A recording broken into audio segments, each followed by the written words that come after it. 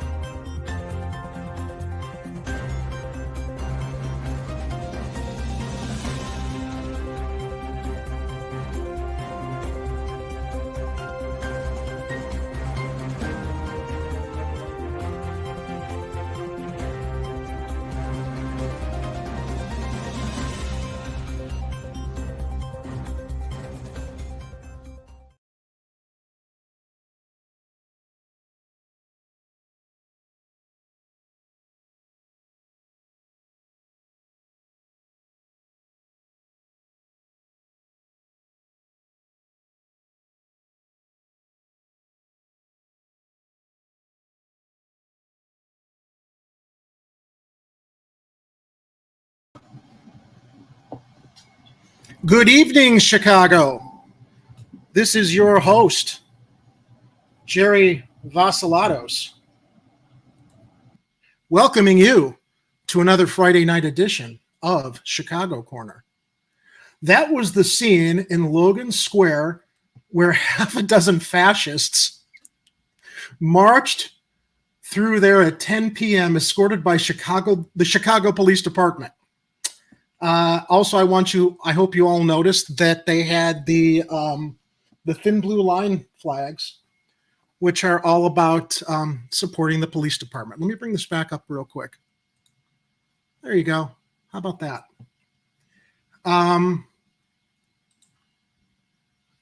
Yeah. So I found this actually.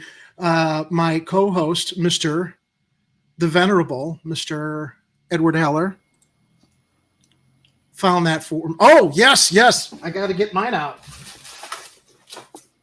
I'm all ready tonight. We're going to have a real Chicago Corner evening with the pizza, the stories, the camaraderie, and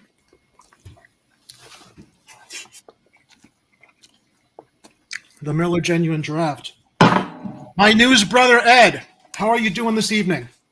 I'm doing great. It's a wonderful Pizza Friday, Jerry.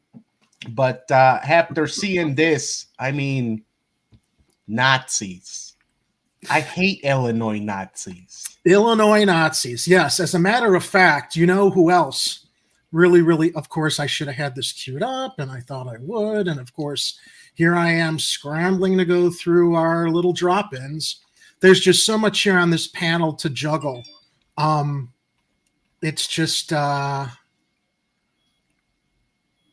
is it? Did we lose Illinois Nazis. I hate Illinois Nazis. And that's what inspired the News Brothers look tonight, was seeing the Nazis marching through Logan Square.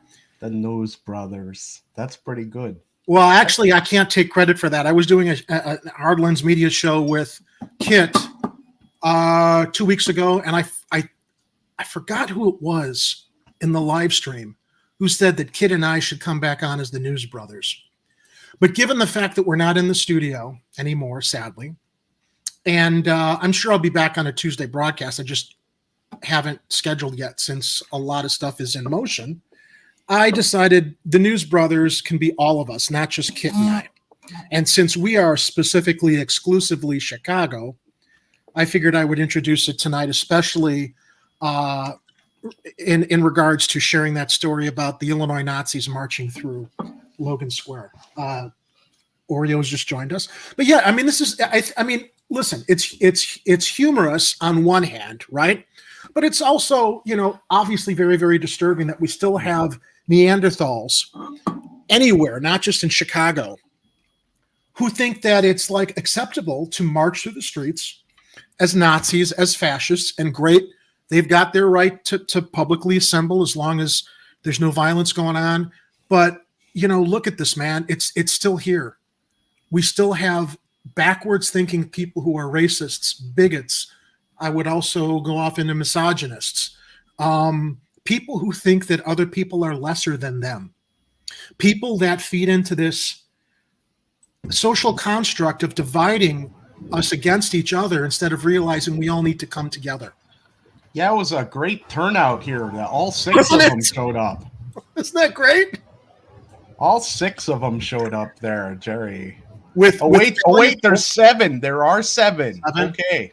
With valuable Chicago department resources escorting them while they carry that thin blue line American flag, which is more about, I always have to parse it. I'm not against law enforcement, but when law enforcement protection and rights seem to be at the expense of violating other people's civil rights, and unfortunately a lot of people I see in cop culture everywhere running around with this thin blue line flag, it's more about authoritarianism and not about, working together. What are your thoughts? Yeah, it's it's mildly offensive because they want everybody to think that, oh yeah, we're supporting our police and everything, but what they're really telling you is that they want you to know that they feel they're being disrespected of their authority because you're complaining that they're not doing their jobs right, and well, maybe they aren't. Absolutely. I mean, how about this? We just had there was just a story about the Copa. I can't remember if I posted it soon enough in there about how there were like a couple dozen officers that were being investigated for their actions during the George Floyd protests in Chicago, and it turned out like a dozen of them were supposed to be getting some kind of action taken against them, and the police chief basically rid off most of them. He didn't want to do anything. That's nothing new. We hear this all the time. John Kemper got their own cop. And Arturo, I love Arturo's comment. Indiana Jones hates Nazis. He does. And you know what? Indiana Jones punched Nazis. And I think the great thing about the News Brothers look tonight with the fedora is I can take off my glasses and kind of alternate between Indiana Jones, who loves to punch Nazis, or a News Brother. I think I need to take my glasses off because I can't see. Same here. I'm going to have my glasses off. I'm going to keep my hat on, but I've got my reading glasses to like catch things. But yeah, I think we're going to, I like this News Brothers look. So let's see who's joining us in the live chat tonight. Welcome everybody. And thank you for joining us for our broadcast. I hope our viewers have got copious amounts of pizza and beer on their end. We've got Arturo Medina, friend of the show and occasional guest host. We got Miguel H. We got John Kemper, Weir Pilgrim, and hopefully many more. Right now we got 8 viewers in the live chat. Art shares with us Nazis should at least contribute to the economy and eat at a taqueria near their march. Taqueria. Yes, or support your local tamale vendor. Yeah. All right, so here's something I found on social media that I want to at least, kind of share with you all, because it's one of those things that you can't unsee. I guess that's from a very famous, I don't know if it's a Michelangelo, but yeah, someone on social media shared that, and the resemblance is is truly striking. That's and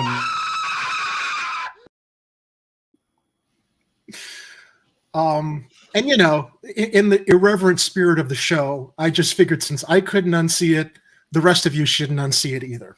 So, hello from an alternate universe. How y'all doing tonight? Put your comments in the live chat. Let me cue up our first story. Ed, this was a busy news week to try curating.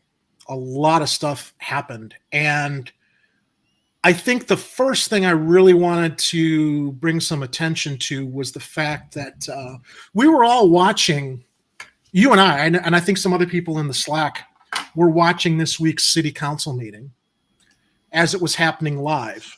And well, mostly I had to listen. I couldn't really watch because I was at work, but it was a clown show. Let me address something also. Yeah. Dominic. Yes. Kit said I was on Rockfin. We are on Rockfin today, but you couldn't find the show there. Kit gets very enthusiastic about things, and we will be on Rockfin. We actually just got Rockfin approval today, but I have not been able to set up the channel yet. I couldn't do it in the hour that Kit shared with me in a private message. Hey, we're on Rockfin. I'm like, great. I'll start uploading our shows and getting it ready. So apologies. We will be there. We do have a channel set up. I just need to do all the infrastructure to hopefully be able to present that and share it next week. Kit spoke a little early. He gets excited. We are too. And I actually told Kit, I'm like, we don't have it set up yet afterwards. And, I can't blame him. It's cool that we're going to be on Rockfin to be able to take donations to help the channel. But yeah, in reference to that, I just wanted to address that for those who watch the HLM show and are wondering why they can't find us on Rockfin yet. We got approved. We will be there. Yeah, so and while we're talking about the streaming platforms, Jerry, I can mention that we are on Odyssey. We're not currently live streaming there, but we'll see if we can make that happen. We got the Odyssey set up. I actually put our banners there. I've branded the channel.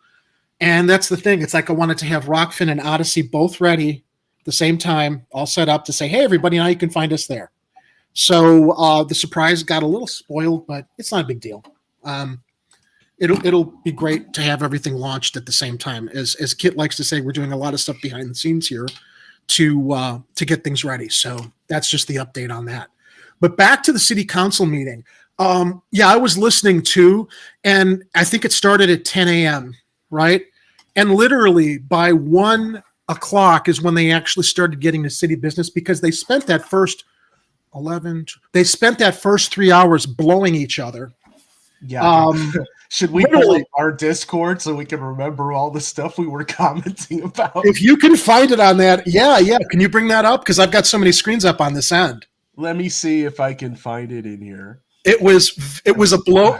Speaking of them blowing each other for 3 hours, it was a blow by blow on our end. I mean, we were chatting back and forth. It's like, when in the fuck are they going to get to the business of the meeting, right? They were congratulating, I guess there was an outgoing alderman. Then they had this little Timmy come in, and they were congratulating him. And then of course, on the Facebook version of the live stream, they were limiting which comments would be staying up. So we're going to talk about that. You could post a comment, and the comments are up there on the page. But while you're watching the live stream, someone or something was actively taking them down. And, so I will share. I was from the get-go when the city council meeting started. I was in the Facebook live chat, and my first comment was, because I forgot that the city council meeting was starting, but it was like, in your Facebook you get the alert. The mayor's office is releasing a video. So my first comment in the chat was, hopefully she'll be announcing her resignation.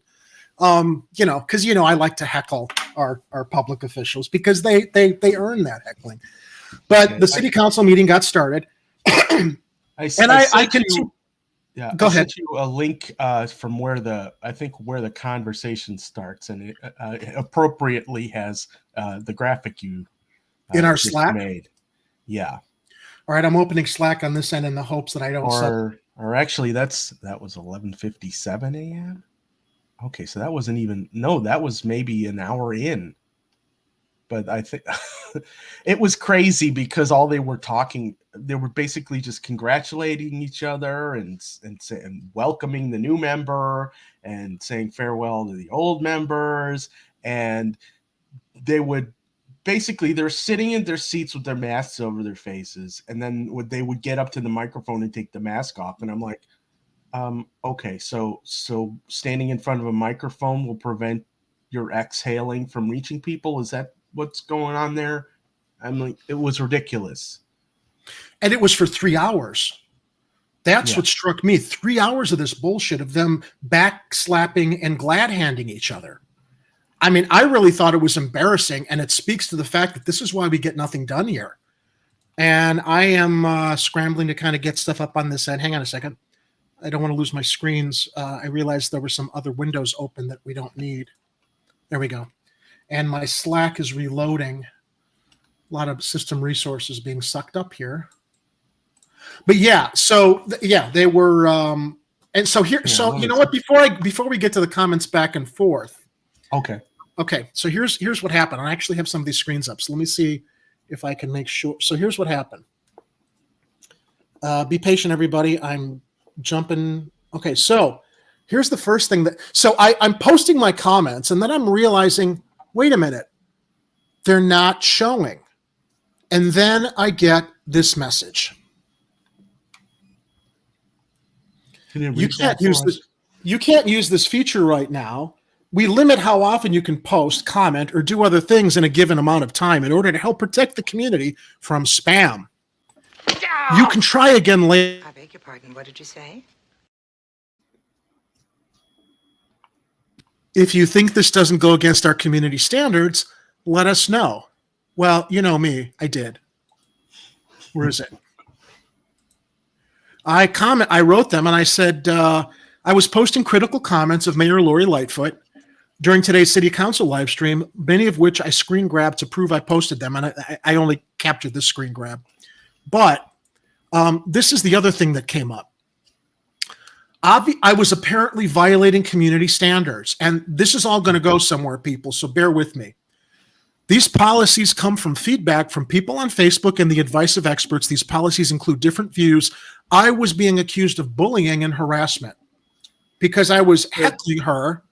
And I was also okay, so let's get past the heckling. Obviously, I was having a little bit of fun. But I was also posting some comments specifically to one story that I saw this week that we actually talked about in the live chat.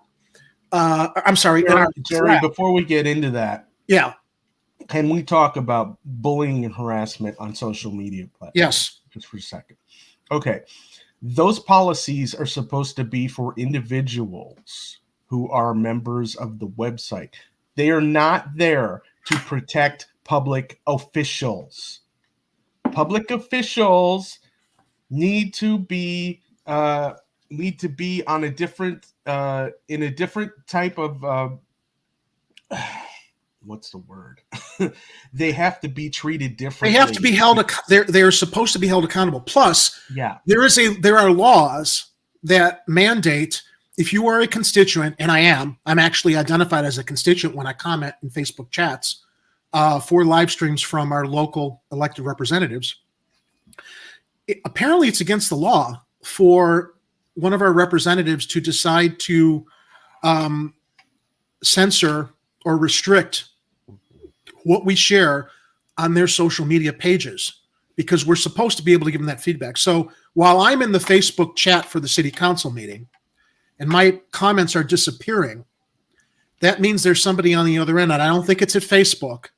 It's somebody who's in charge of the live streaming from city council, deciding to silence the dissent or criticism from anybody, any constituent in the live chat, to eliminate any dissent, eliminate any criticism, because she's thin-skinned and she doesn't want. She will not allow any dissent or criticism of anything that she's doing, because we're bullying and harassing her because she's a lesbian woman of color. It's basically what she would claim, when that has nothing to. I don't care if she's polka dot. She's a horrible leader. I don't care if she's white. We are allowed to criticize our elected representatives. So one of the things that I'd mentioned in that city council chat was in relation to this story. I saw this come up. Chicago Department of Transportation is handing out more bicycles and equipment as part of Chicago's free bike program. Okay. I saw this story and I'm like, number one, I thought we're broke. Number two, giving out free bicycles is more important than, I don't know, perhaps acquiring all the vacant buildings across the city to provide some adequate housing for people sleeping in tents or under bridges.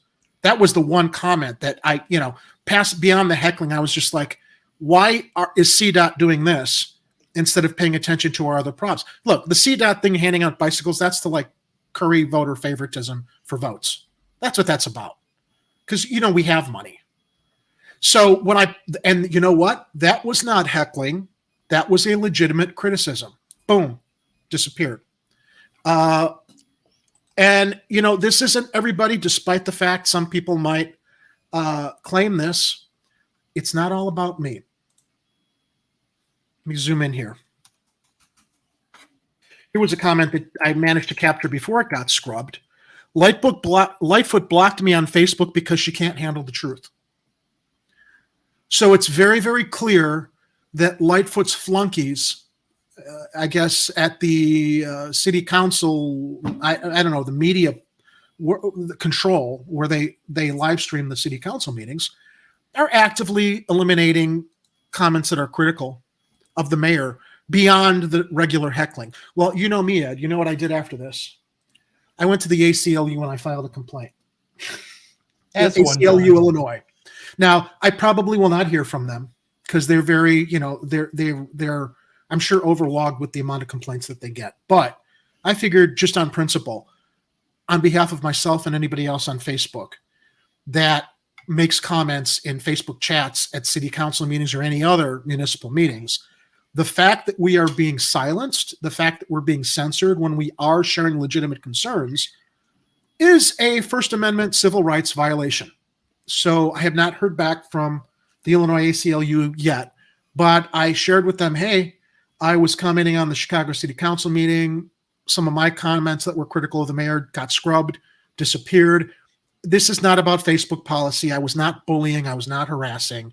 This is clear overreach by the mayor's department that is handling social media live streams. So now this all kind of connects with another story that I am getting up in the tabs here to share with you all. While we were going to cover the story about public housing in Chicago being betrayed, that was one of the matters covered at the city council meeting. Since we're talking about the censorship, let's go first into our story regarding Chicago Media Corps bias. We're out here criticizing the mayor and the way she's mishandling things. Unfortunately, the Chicago Media Corps, and I'm calling it corpse, not core, is seemingly not. They're seemingly, I think, supporting the mayor. They're not as critical of the mayor as we would hope they would be. This came on Twitter from the Chicago Contrarian. For those who may remain skeptical about bias among Chicago's press corps, during media availability yesterday, Chicago's mayor was not asked one question about the turmoil downtown last weekend. Not one.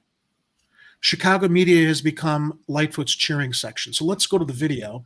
Well, yeah, before you hit the video, the one guy who would have lost his press credentials recently. Remember that? Right. The guy, yeah. I forget what his name was. But yeah, I mean, the one guy who actually asks her the tough questions got his press. And that's what she's doing.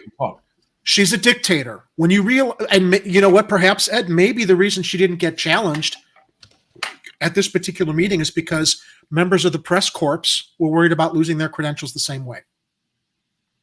I wouldn't put it past the concern that what do most reporters always worry about? Access.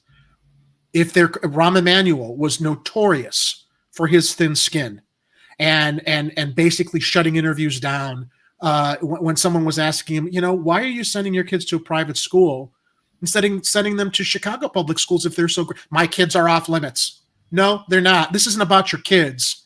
And it's not about criticizing your kids. It's about, why are you as a parent making this choice when you're basically not doing the things that should make Chicago public schools safer and more valuable to Chicago students? Clearly, as the mayor of Chicago, who didn't even live here, he had a let's wind back the time machine a little bit to the 9-digit midget.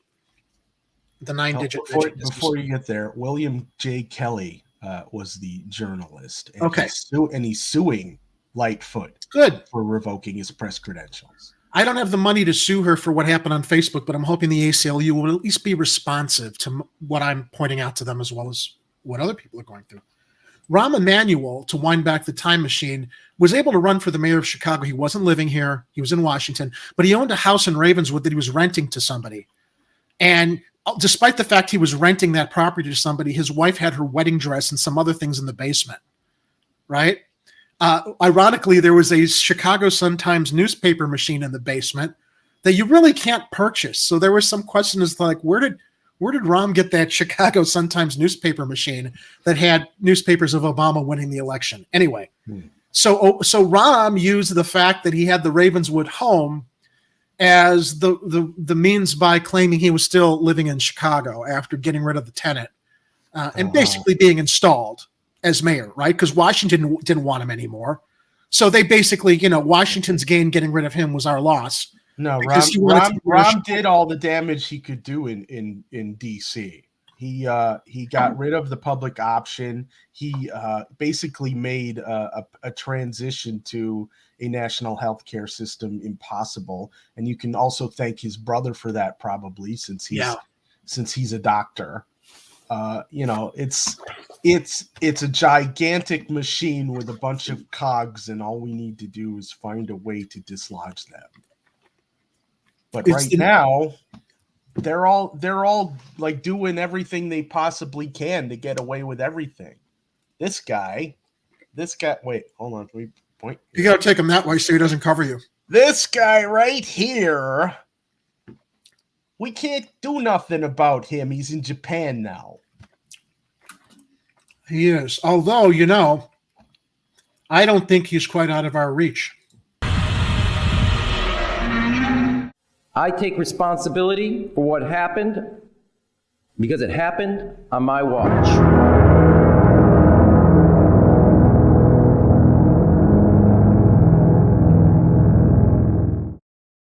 I ducked. You can't catch me, sucker. But getting back to the point, Rahm Emanuel basically, actually, I can't say it was just him because Daley was pretty authoritarian before him. But I think Rahm managed to really fine-tune the concept of the authoritarian Chicago mayor. And Lightfoot is now Rahm 2.0, just 2 inches shorter, as I like to say. Continuing to actual size. There she is. Continuing to control the narrative and not allow journalists to ask her tough questions that they should be asking her. Let's go to this video where none of the journalists asked her any tough questions about the disaster of last weekend. Oh, here we go. Play it. You want to stand? Yeah, there you go. Now, this is 30 minutes long. I'm not going to play the full 30 minutes, but I'll just, let me see if I can jump to the questions. Thank you all for being here. Today, we're here to share the continued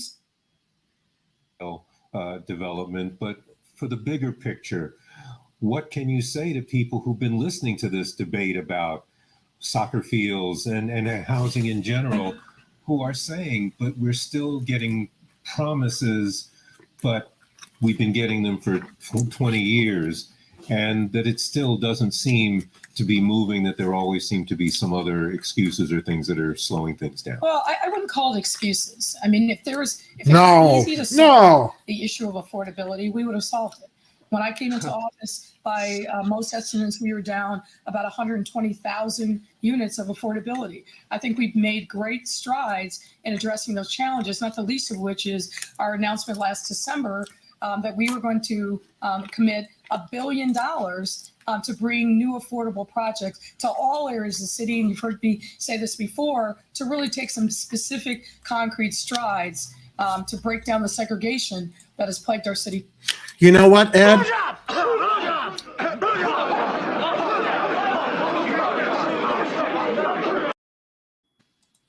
Yes, Jerry. How fortuitous I had jumped ahead to that portion of the clip because it actually relates. Let's talk about that point. Housing, okay? Getting back to the city council. Oh, man, we're transitioning great tonight. Getting back to the question of housing, let's talk about public housing and what happened at the city council meeting. Boom. City council backs Chicago Fire soccer training facility on Chicago Housing Authority land, reversing earlier no vote and over. Sorry. That's all right. And over objections by some public housing advocates. Go ahead, click it. Oh, again? This is such a crock of shit. I can never get enough Al Pacino. All right, so let's go into the article. This is one of the things that after all the aldermen were done blowing each other for 3 hours, this was one of the matters of business that came up. That journalist at that press conference pressed her about, but these were problems that came before her. Housing, right? Affordable housing and stuff. This came to us from who's the author? Alice Yin and Gregory Pratt at the Chicago Tribune.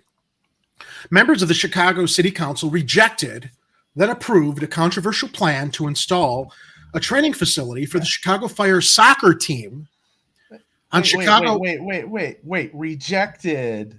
Then approved. Then approved. Hinky. What does that mean, Vince? Hinky. Oh, strange. Weird. Well, why don't you say strange or weird? Hinky, that has no meaning. We say hinky. I don't want you guys using words around me that got no meaning. How do you reject and then approve? I think someone was handing out envelopes before the city council meeting, Ed. That's just a suspicion. I don't know. Or maybe phone calls were made, before the city council meeting, making promises, depending on who decided to approve the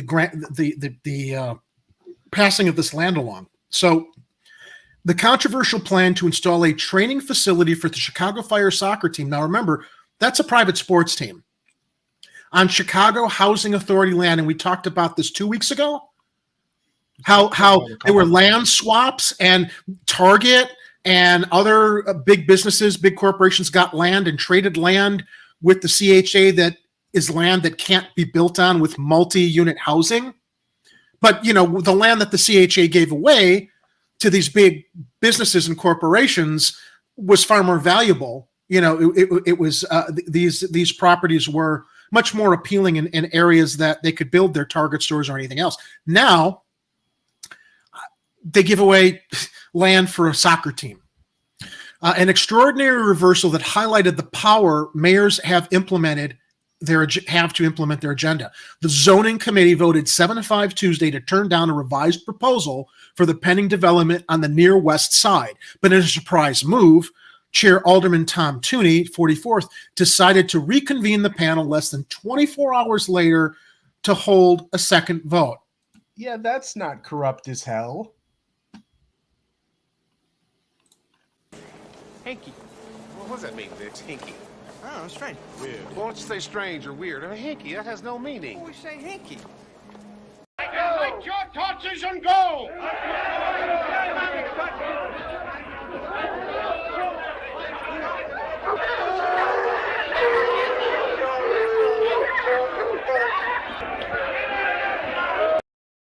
It's amazing to me that that's not happening in the city right now. Well, maybe I'm sure that a lot of the violence and stuff that we see is a result of the fact that all this shit's going down. It's not directly related, but the lack of investment in infrastructure, mental health, schools, everything else is and throwing it to the police, who can't seem to get crime under control despite how they're overfunded. But it makes everybody feel better that the police have got more money, instead of giving some of that money to I guess, undeserving people who have mental health issues or kids who might need, I don't know, youth centers, reopening schools that have been closed, investing in these neighborhoods, promoting small businesses. Same shit, different Chicago corner, right? Yeah. So yeah, this is very, very obviously very hinky. With more aldermen present Wednesday, the measure passed 10-5, and a few hours later, after still more debate over whether practice fields for a professional soccer team were an appropriate use for land once earmarked for affordable housing. Remember when I mentioned I got criticized and I got banned from Facebook for asking, why do you guys have money to give out free bikes, but you can't buy vacant lands or provide affordable housing for people sleeping in tents? I guess we just got to give it to the Chicago Fire soccer team.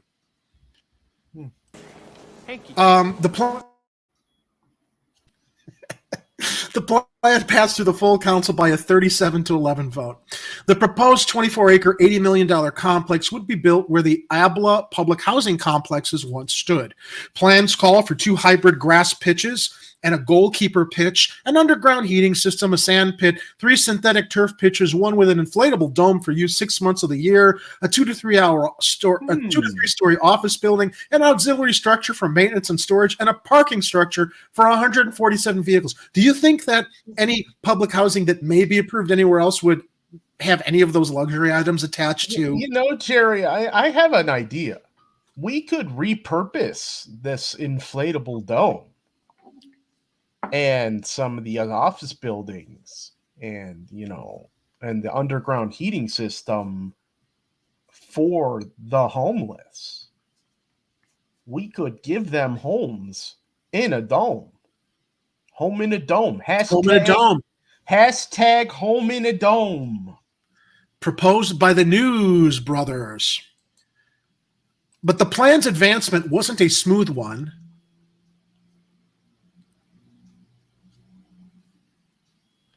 With some advocates for public housing decrying the proposal and unsuccessful attempts by Alderman Byron Siccho Lopez and Carlo Ramirez Rosa to block Wednesday's final vote.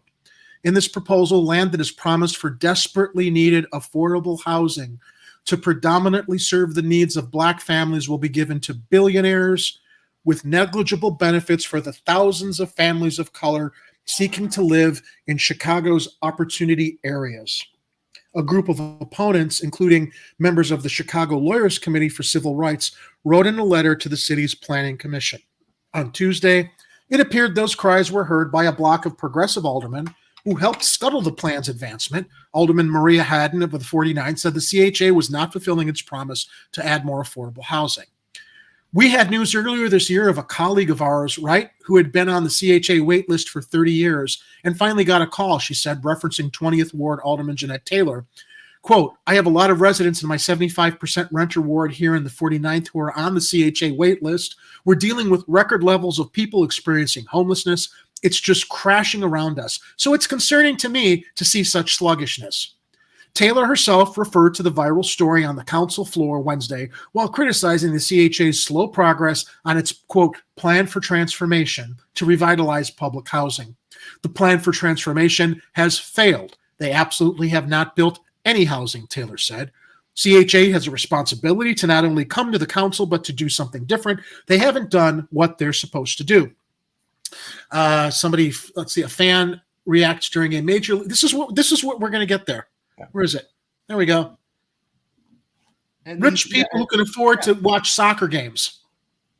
And these criticisms about how people are on the CHA waiting list and stuff. I mean, these are the kinds of things they were talking about at the was it the Progressive Forum that they had at that church the other night, which we will be talking about towards the end of the show. Yeah, absolutely.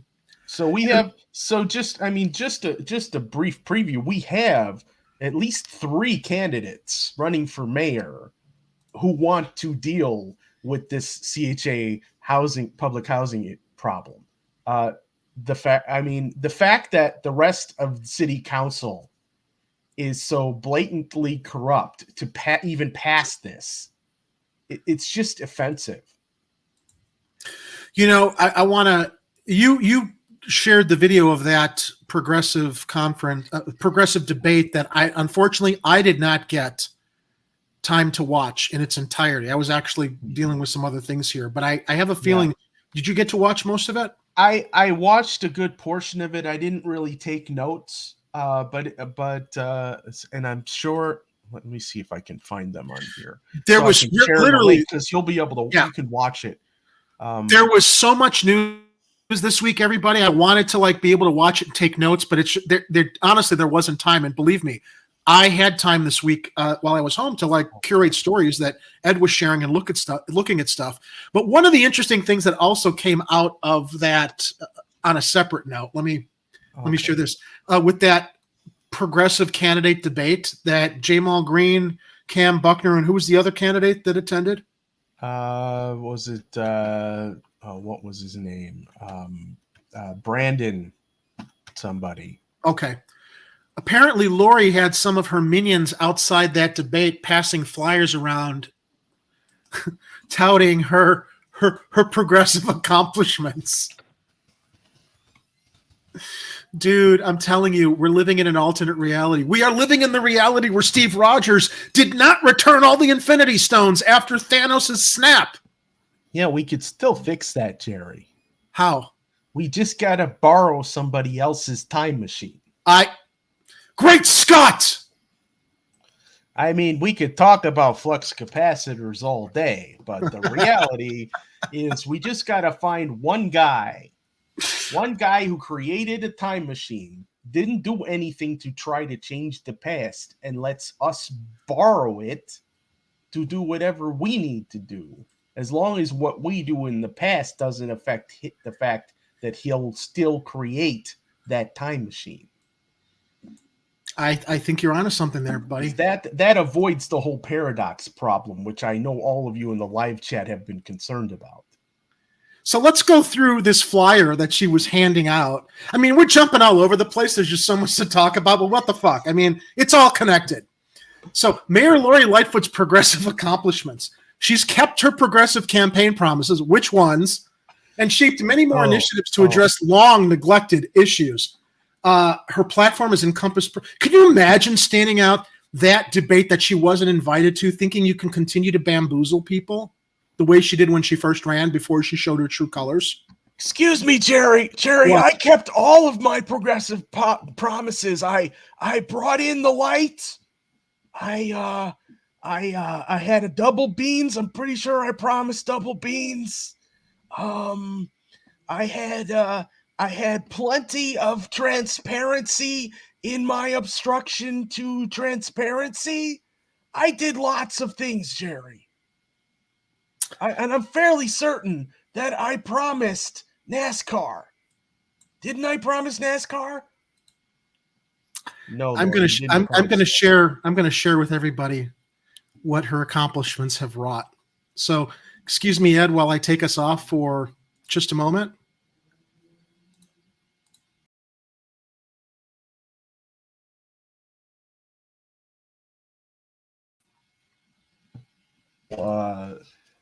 Was it Zarathustra music going while we got that?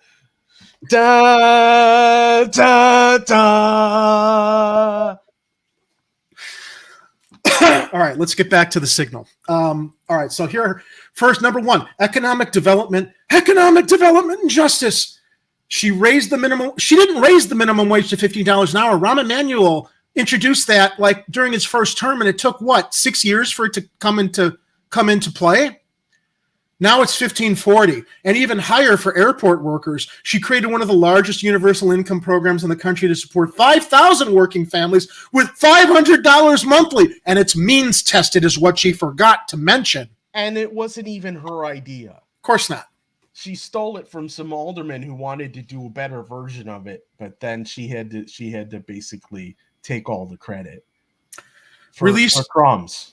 Released a 5-year plan to address housing segregation with $1 billion in affordable housing investments, the largest investment in Chicago history, while they're giving away CHA land to soccer teams.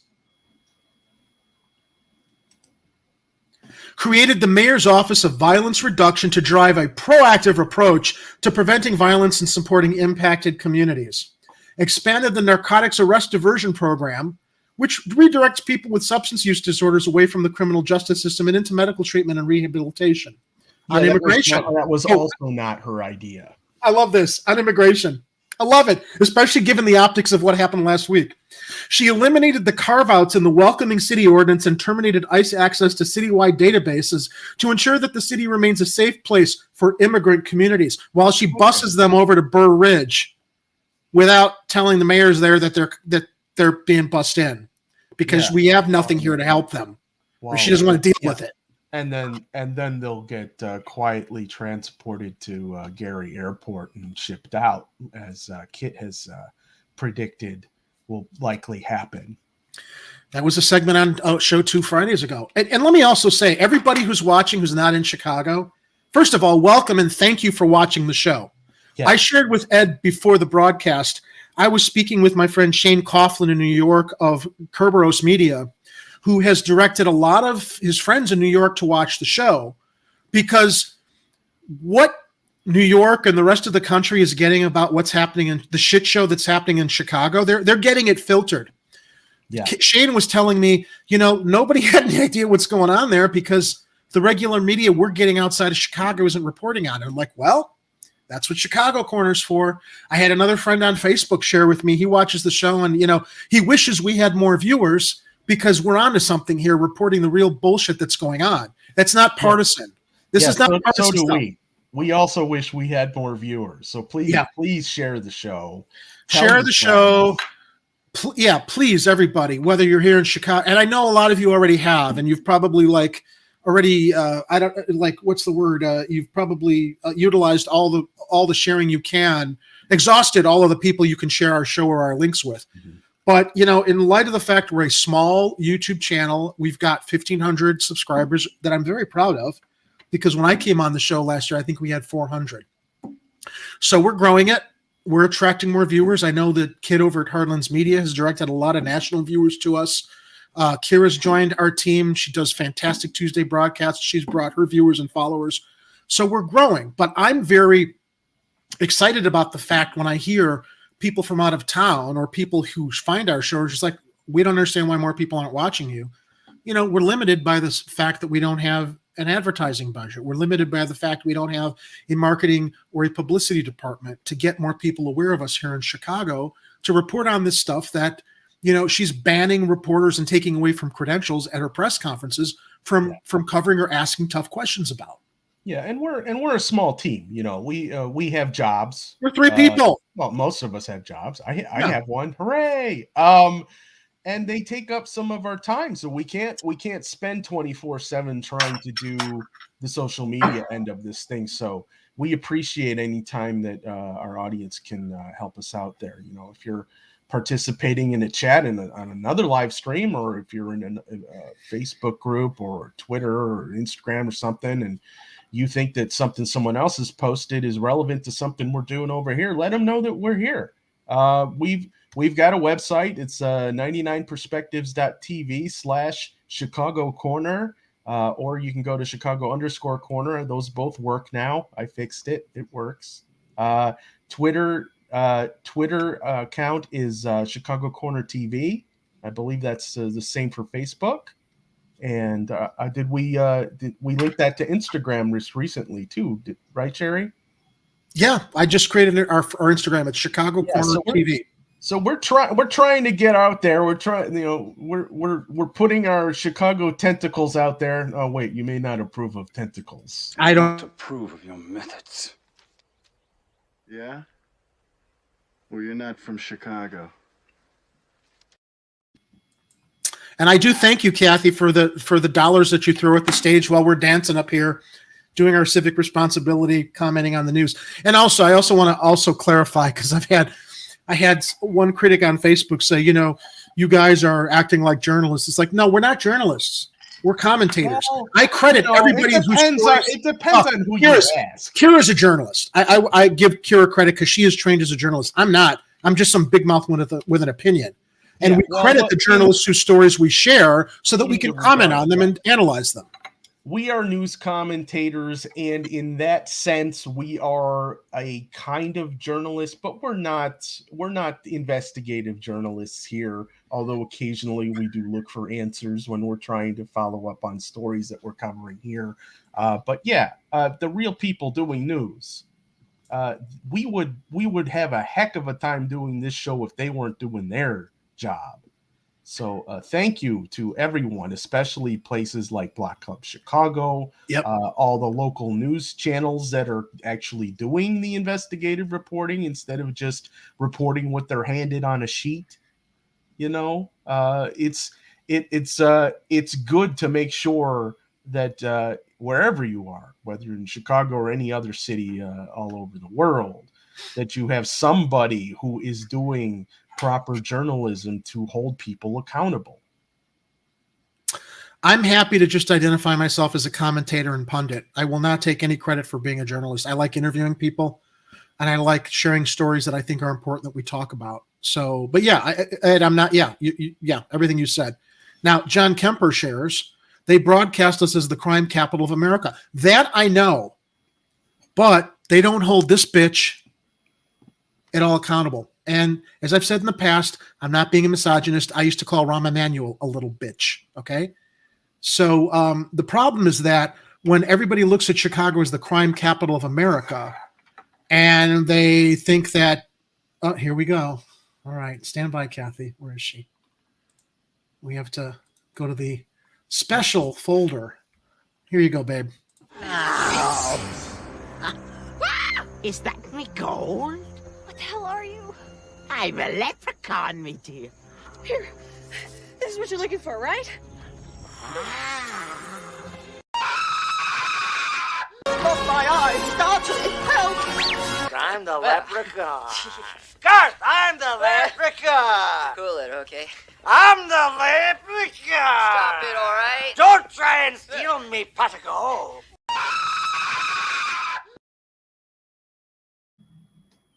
There you go. That's to the Queen of Chicago Corner, our friend Kathy Powers, who supports us with the leprechaun dollars there.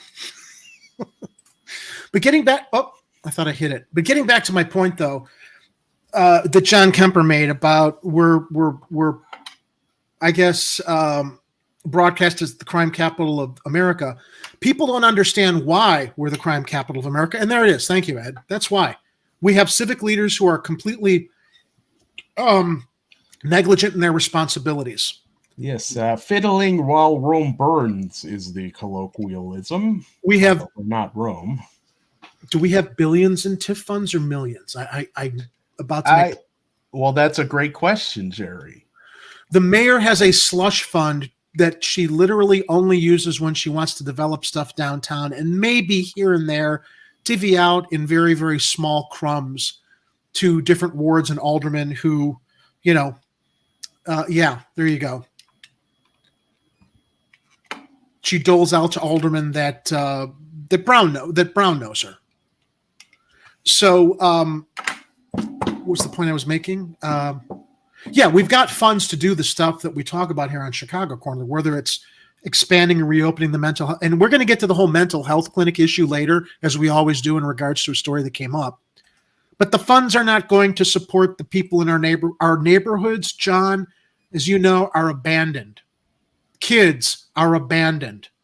We have a prison industrial complex that looks more at putting people in prisons than actually like doing something to invest in the communities and give more opportunities to people and citizens than doing favors for all of the corporations and businesses that are stroking off our elected officials with campaign donations all the time. John Kemper, I have heard TIF funds all my life. They haven't fixed anything. Yeah. So anyway, so really quickly, let me. We're off in all directions, and it's going to be a long show. We are. And I hope there's a lot. With us. There's just a lot to talk about. But let's get back to this. Speaking of TIF funds, her neighborhood development, she launched Invest Southwest Initiative in 2019, which has mobilized more than $1.4 billion in public and private investments to revitalize South and West Side communities that had been neglected for far too long. helped working families by establishing the Utility Board Billing Relief Program, adding 17,000 low-income homeowners and reducing their debt burdens on water, sewer, and water sewer tax. Number one, I'm sure there are many more than 17,000 citizens in the city of Chicago that need that relief. It should not be means tested. Number two, our utilities, our public utilities, should be public utilities. They are owned by private companies. They're not really public utilities, which is why they can constantly get away with ripping citizens off with the obscene utility billing that they're billing everyone all the time, that they're issuing. And later in the show, we'll talk about Pritzker. I'm sorry, not Pritzker, our former Governor Quinn wanting to hold ComEd accountable for the scandal that they were involved in with overbilling. But all this goes to Lightfoot claiming she's a progressive. She's not a progressive. Yeah, and Jerry, did she just take credit for the Invest Southwest thing? Can I show you please a recent headline from Crane Chicago? Invest Southwest program remains mostly a vision without a single project under construction after 3 years. What a fucking bitch, am I right? That's just the headline. Ed, share the details with us. The mayor's signature economic development initiative has promised unprecedented public funds for blighted corridors. Yeah, we're still waiting on that. I'm going to get some pizza. But without a project under construction after 3 years, it has yet to prove it's the cure for disinvestment. Oh, yeah, here's that wonderful photo op with everybody holding, the shovel where they're pretending like they're breaking ground on a project that's not even doing anything yet. I mean, I'd like to use one of those shovels on them along with the torches, pitchforks, and guillotines. Light your torches and go!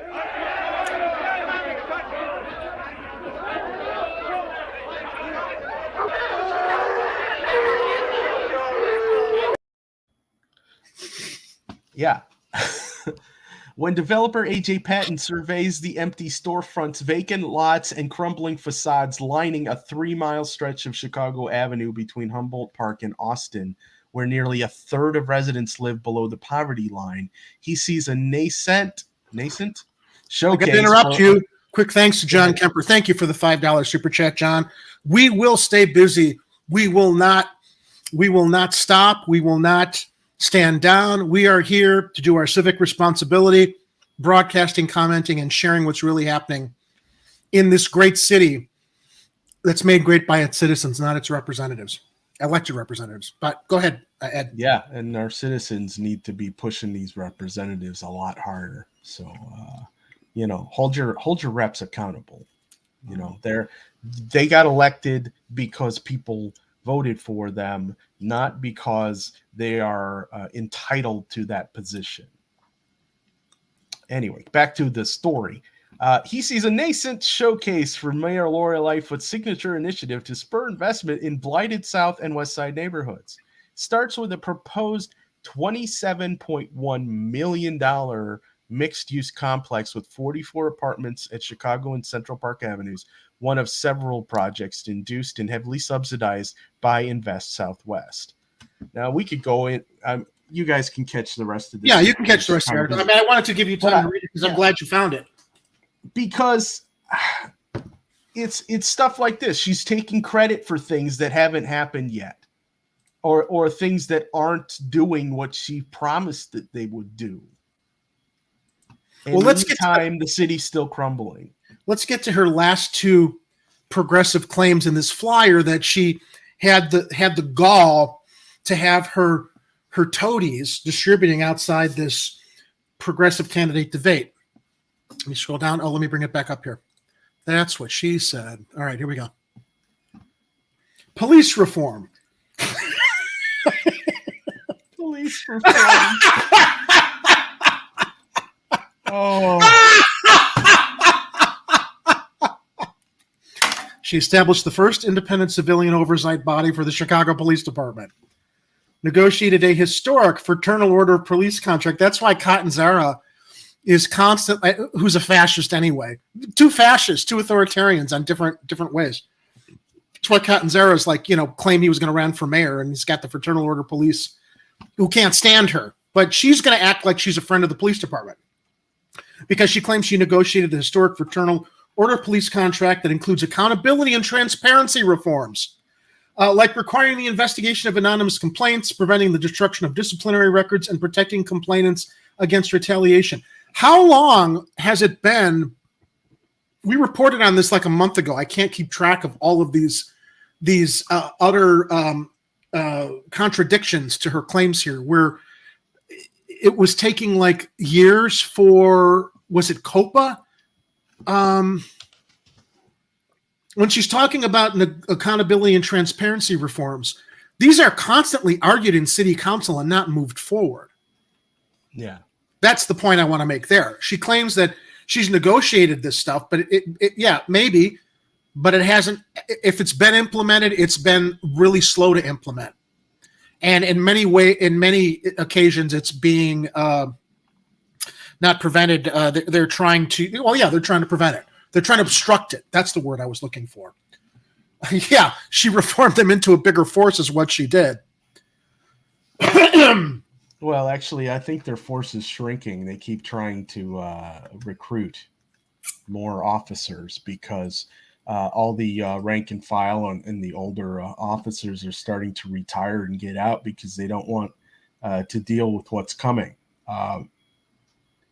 Accountability is what I'm saying. Yeah. And lastly, go ahead. Like just an example, look at this headline from ABC 7. I brought this up earlier.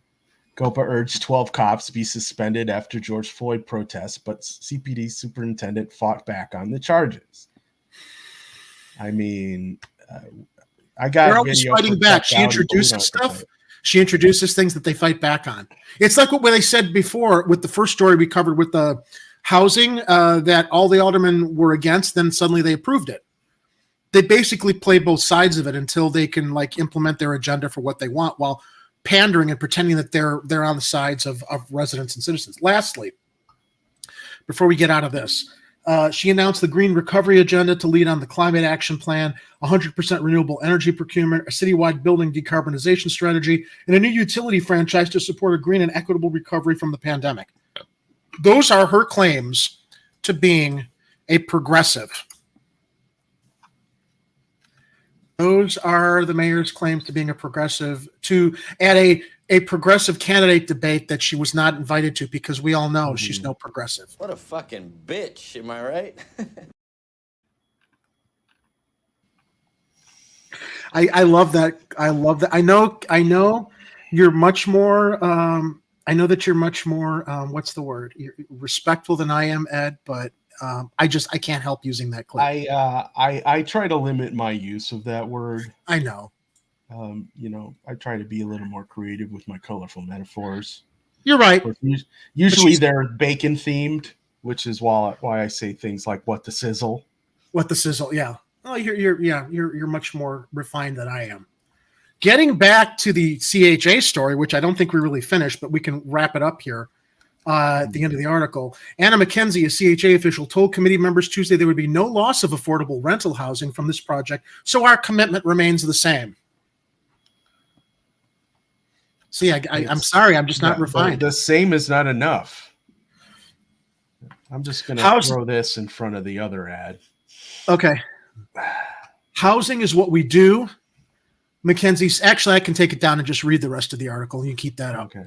Housing is what we do, McKenzie said in response to Haddon. We actually welcome this as an opportunity to build community and have worked incredibly hard with the fire to make this something that would push housing. We actually are embracing this as a solution.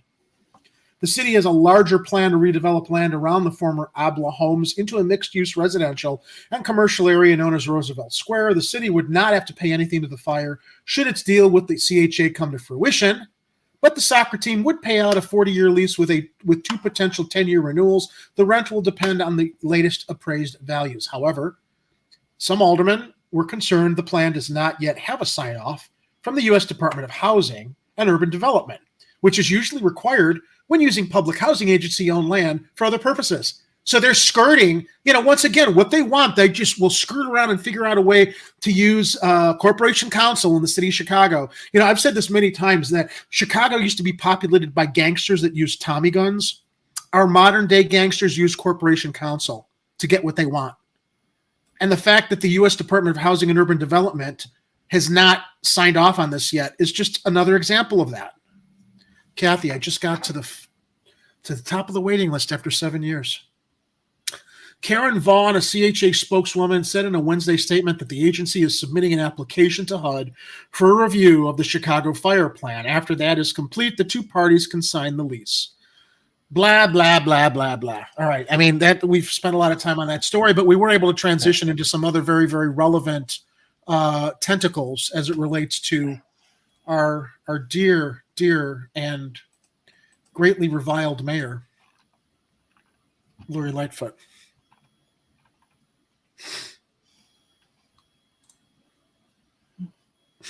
Okay.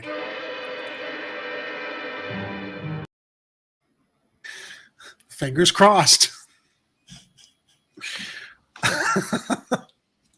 All right, let me so here's something else that came up in the city council meeting, right? After I just love saying the 3 hours of blowing each other because that's what they were doing. Here's something else that came up. Good Kids Mad City on Twitter was today years old, which means I guess 1 year old. Just learned today that the city council has $82 million set aside each year for lawsuits to pay for lawsuits because of police brutality, also known as CPD killing and abusing people. I would go further and say CPD executing people. CPD acting as judge, jury, and executioner. Not all of our cops. We know there are some good ones. Unfortunately, they're outranked by the bad ones. Because when you've got $82 million set aside per year to pay out these lawsuits, and you don't, you know what? Let's go back to that whole, really quickly. I'm not going to bring the graphic up, but let's talk about Lori Lightfoot's claim to negotiating a historic Fraternal Order of Police contract that includes accountability and transparency reforms. Then why do you need the $82 million each year? And why aren't you demanding that part of that contract includes your officers have to carry liability insurance, whether they pay for it or whether their union pays for it? And doctors have to have liability. Hold on. Doctors have liability insurance. Everybody else carries liability insurance instead of these oh-so-holy bad police officers that are costing us $82 million a year in lawsuits. And if you're not going to make them carry liability insurance, take it out of their fucking pensions. How many times have we over and over and over again? If you're not holding the police accountable by institute, and that's not unfair, because you know what? It means the good cops are going to do their jobs well, and that's going to make the bad cops think twice about the fact that, if there's a claim against me for abusing my authority or violating somebody's civil rights, maybe I ought to police better. Or maybe the Fraternal Order Police or CPD better train their officers better, because I think they're scraping bottom of the barrel. And if that contract doesn't get rid of qualified immunity, what's the point? John, yeah, I agree.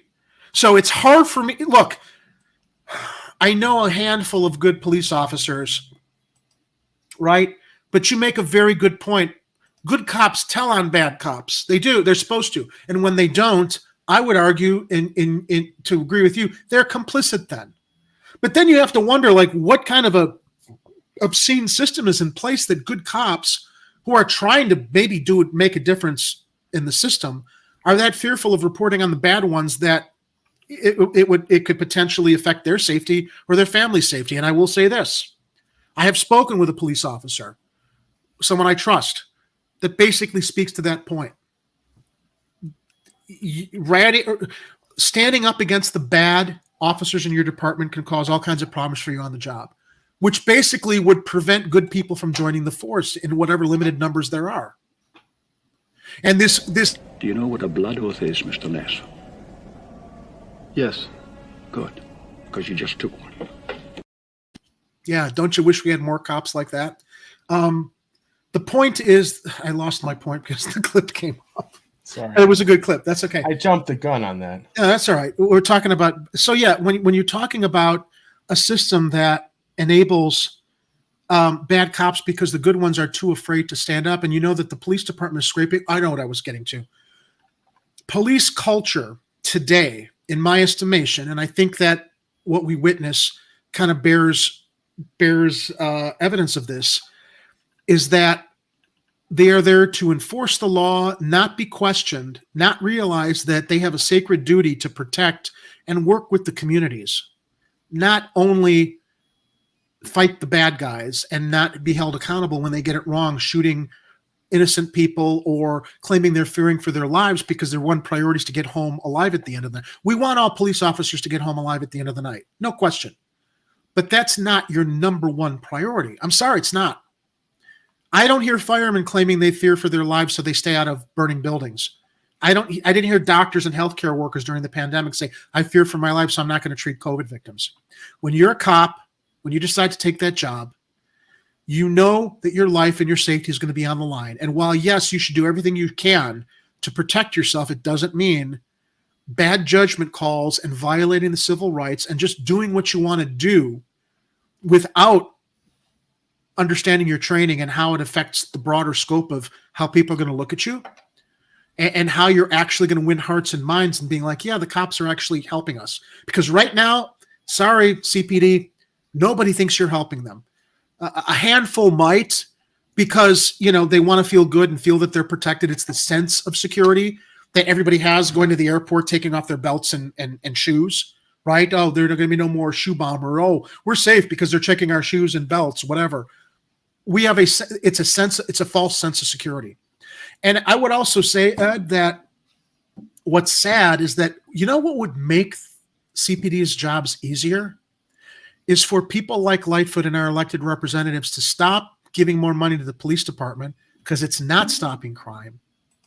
It's not stopping violence, and invest in the communities that need the help. How did that happen? What did I say to get the sex bot jumping in the chat?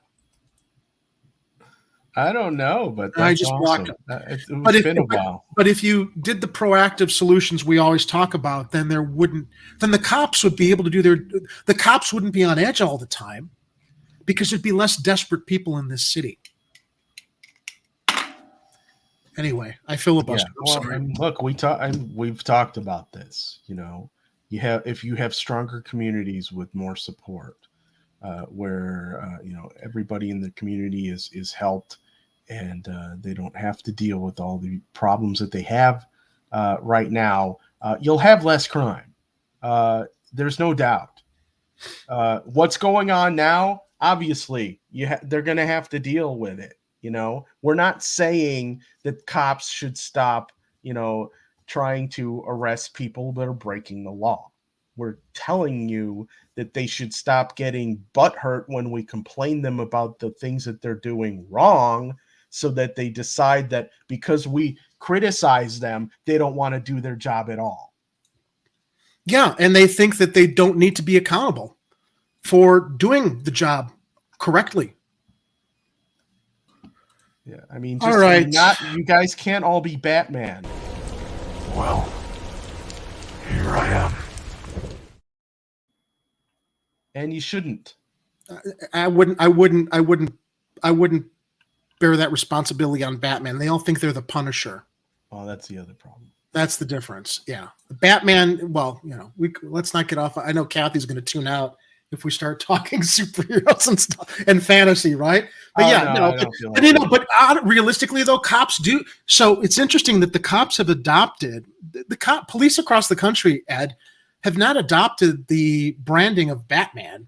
They've adopted the branding of this other comic book character called the Punisher, which is a big skull, because the Punisher was an ex-cop whose family was murdered, and basically he's a vigilante who doesn't.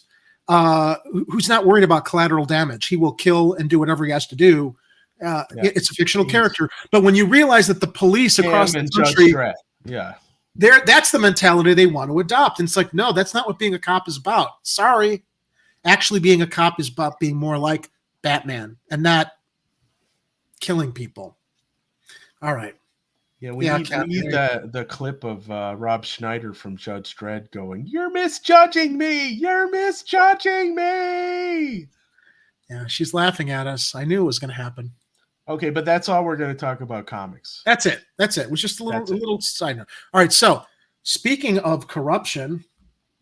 Speaking of cover-ups. As we were talking about cover-ups previously. Did somebody say cover-up? Yeah. You can't catch me. I'm in Japan, sucker. When we were talking about Lightfoot, my transition was going to be talking about Lightfoot's cover-ups, right? And silencing her critics. That was going to take me to this cover-up. Leave it to a news source in another country to get to the bottom of the cover-up of what's actually happening with our water here in Chicago. Yeah. Now, we've talked about this. We've covered it. Kit's covered it. Hardlands Media's covered it. I did not. So, and I'm going to be frank and transparent here. Every time that Kit has railed about the fact we have lead in the water, I'm like, yeah, I know we've got lead in the water, but is it really that bad? Yeah. It is. Yes, it is. Bad. So this comes to us from The Guardian. Revealed the shocking levels of toxic lead in Chicago tap water. Tests performed for thousands of Chicago residents found lead, a neurotoxic metal, in amounts far exceeding the federal standards. I'm not seeing this on the front page of the Chicago Tribune. Did I miss it? I don't remember seeing this on the cover of the Chicago Sun-Times either. Although I have seen Block Club Chicago reference it.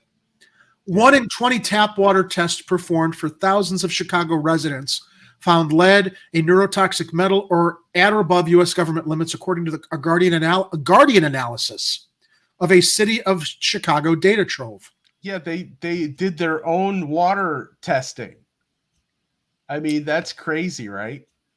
Why isn't it being done here? Yeah, why aren't we doing that? And 1/3 had more lead than is permitted in bottled water. That must be that Chicago that Lightfoot introduced months ago. This means that out of the 24,000 tests, approximately 1,000 homes had lead exceeding federal standards. Experts and locals say these results raise broader concerns because there are an estimated 400,000 lead pipes supplying water to homes in the city, and the vast majority were not tested as part of the program. Moreover, they say that the city is not moving fast enough to eliminate the potential danger. You know, when they replace these lead pipes, if they're doing construction in an area where there are lead pipes, then they will replace them. There's no mandate to actually go out and block by block replace these lead pipes with safe pipes. They're just not going to do it. And they keep giving themselves these long deadlines in order to take care of the thing, because Lightfoot's trying to get federal funding to do it instead of actually digging into the TIF fund to just take care of it and get it over with. Right. The Guardian worked with water engineer Eileen Betanzo, who helped. That's a Chicago name, Eileen Betanzo, actually Italian, but who helped uncover the Flint water crisis that resulted in many, mostly black residents, being poisoned by lead in the Michigan city, to review the results of water tests conducted for Chicago residents between 2016 and 2021. Chicago itself has never released an analysis of the results. More cover-ups. The analysis found that 9 out of the top 10 zip codes with the largest percentages of high tests were in neighborhoods with majorities of, what do you think, Ed? Black and Hispanic residents. And there were dozens of homes with shockingly high lead levels. One of South Chicago had lead levels of 1,100 parts per billion, 73 times the Environmental Protection Agency's limit of 15 ppb, parts per billion. There's a very clear data set here showing very concerning lead levels in Chicago, and the residents need to have this information, said Betanzo. The founder of a Wait, what about her green initiative, though? Wait, what was it? Environment and sustainability. New utility. I don't see anything mentioned in here about, I don't know, cleaning up our bad water. Getting the lead out of the water.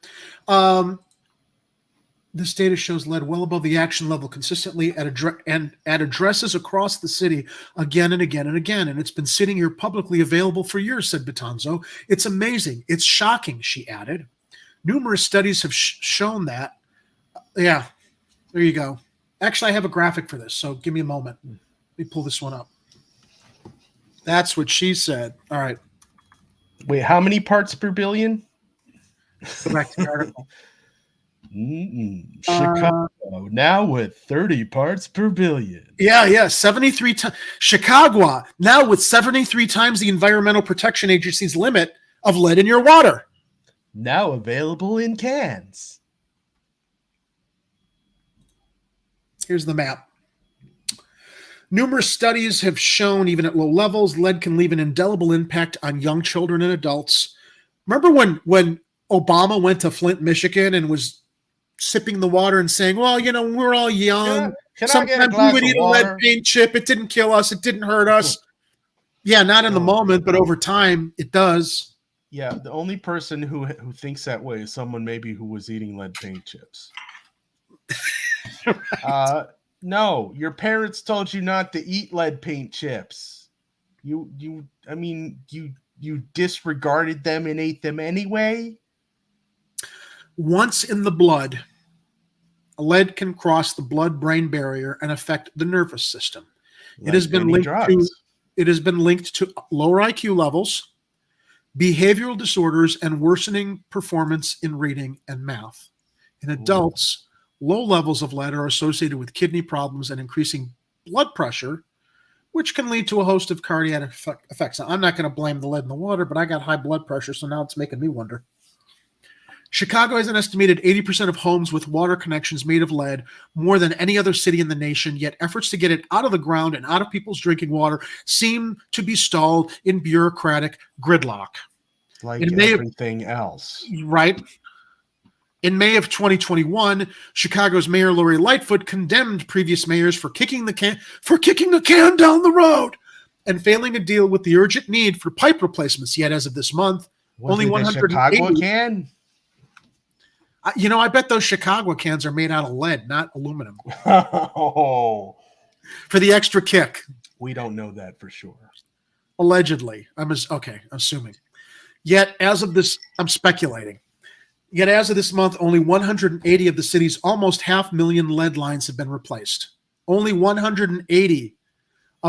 Listen, guys, I almost ran past that. Only 180 of the city's almost 500,000 lead lines have been replaced. The situation in Chicago is emblematic of an immense national issue, although the Flint crisis rang alarm bells across the country.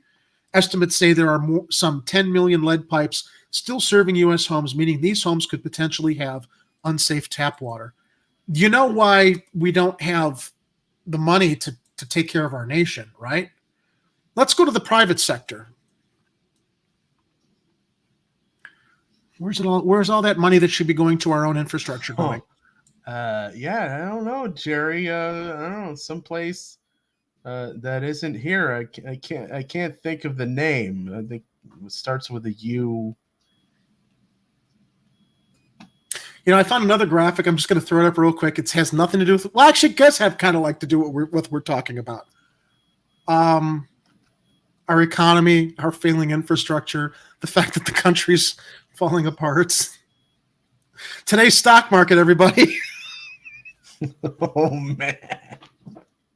Isn't that beautiful? I found that on Twitter today. Oh, yeah. You Twitter artists, you guys are so great.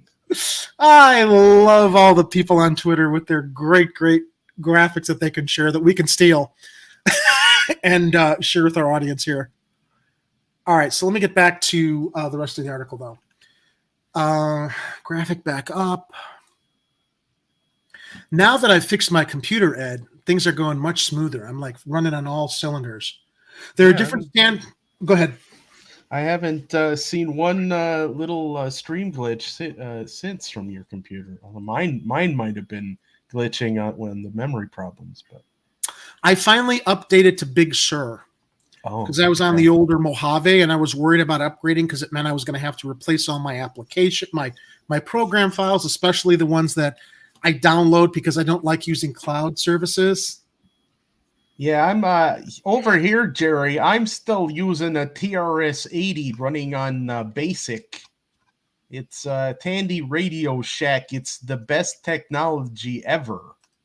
I beg your pardon. What did you say? That's Radio Shack. Ed, do you want to get rid of your Adobe Cloud account? No, I don't want to pay for it anymore. All right, well, let's talk after the show. All right, but I kind of need the new software though. Well, okay, we'll talk after the show. There are different standards and opinions about how much lead is tolerable in water and therefore how provocative these Chicago findings are. Health agencies say no amount of lead is safe and even low amounts can cause problems. But the EPA has an action level of 15 ppb parts per billion, meaning that cities are only required to notify the public when at least 10% of a small sample of homes tested are above the amount. By this measure, Chicago is in compliance. That's how they're getting away with it. But this method may miss wide-scale issues. Flint was also technically in compliance until more detailed testing revealed the extent of its problems, and the EPA itself issued a notice warning Chicago residents that a study found that its method underestimates lead levels. I could go on and on and on, but I think you all get the point. And the reason I wanted to bring this story up again is it to my original comment, I'm not seeing this on the front page of the Chicago Tribune or the Sun-Times. I'm seeing this reported by The Guardian overseas across the pond in London. Yeah, and let me show you all one example on why we need to make sure we don't have lead in the water anymore. Everybody in the whole jail block, who's the answer to the jailhouse arrive? Shifty Henry said the buck, for heaven's sake, no one's looking, now's a chance to make a break. Bugsy turned to Shifty and he said, Nix, Nix, I wanna stick a run and what I get in my kick, let's ride.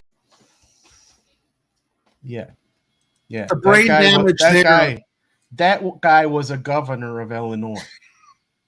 That's what I'm getting at there. Yep. Lead in the water.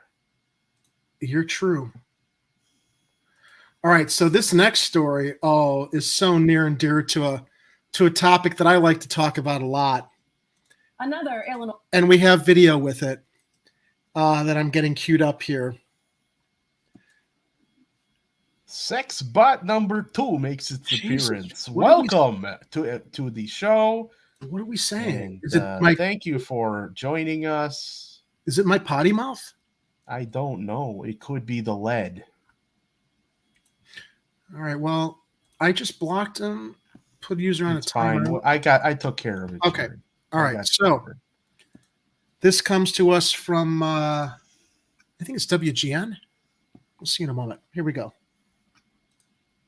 Another Illinois lawmaker has been hit with federal bribery charges in connection with red light cameras. Today, prosecutors filed an indictment against Emil Jones III. Red light cameras. Bribes in exchange for his promise to, quote, oppose legislation that required the study of red light cameras outside of Chicago.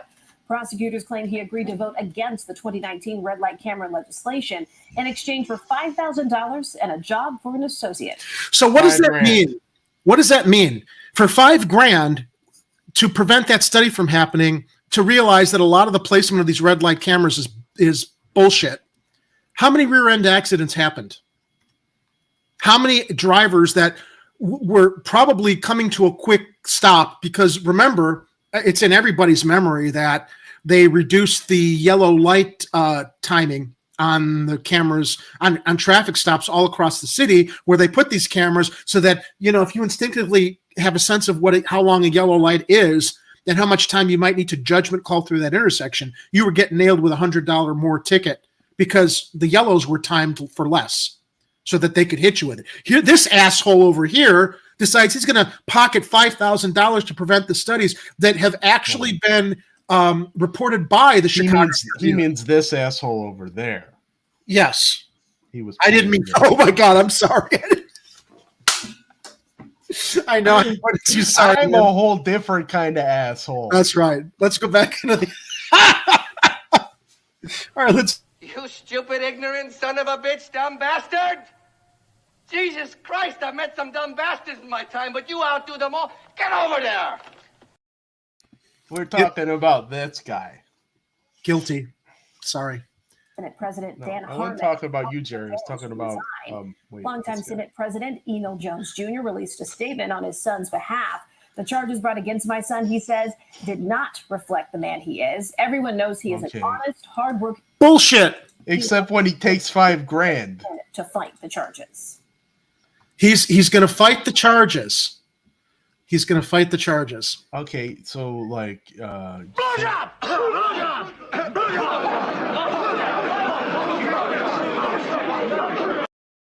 So what do we have to FOIA to make sure that he doesn't get away with this crap? I don't know. Tribune chief political reporter Rick Pearson. Oh, wait, there's more. There's more. There's another story. Another elected official under fire here. What is it about this situation here that makes it so ripe for this sort of alleged crime? You know, it's always seems like it's the money factor, and that these politicians tend to believe that they can beat the law. I mean, so not only are the politicians it's the money factor for the politicians doing this and the city collecting all the fines from those cameras that are there for revenue, not safety. This is the 9th member of the Illinois General Assembly to be charged with federal crimes in recent years.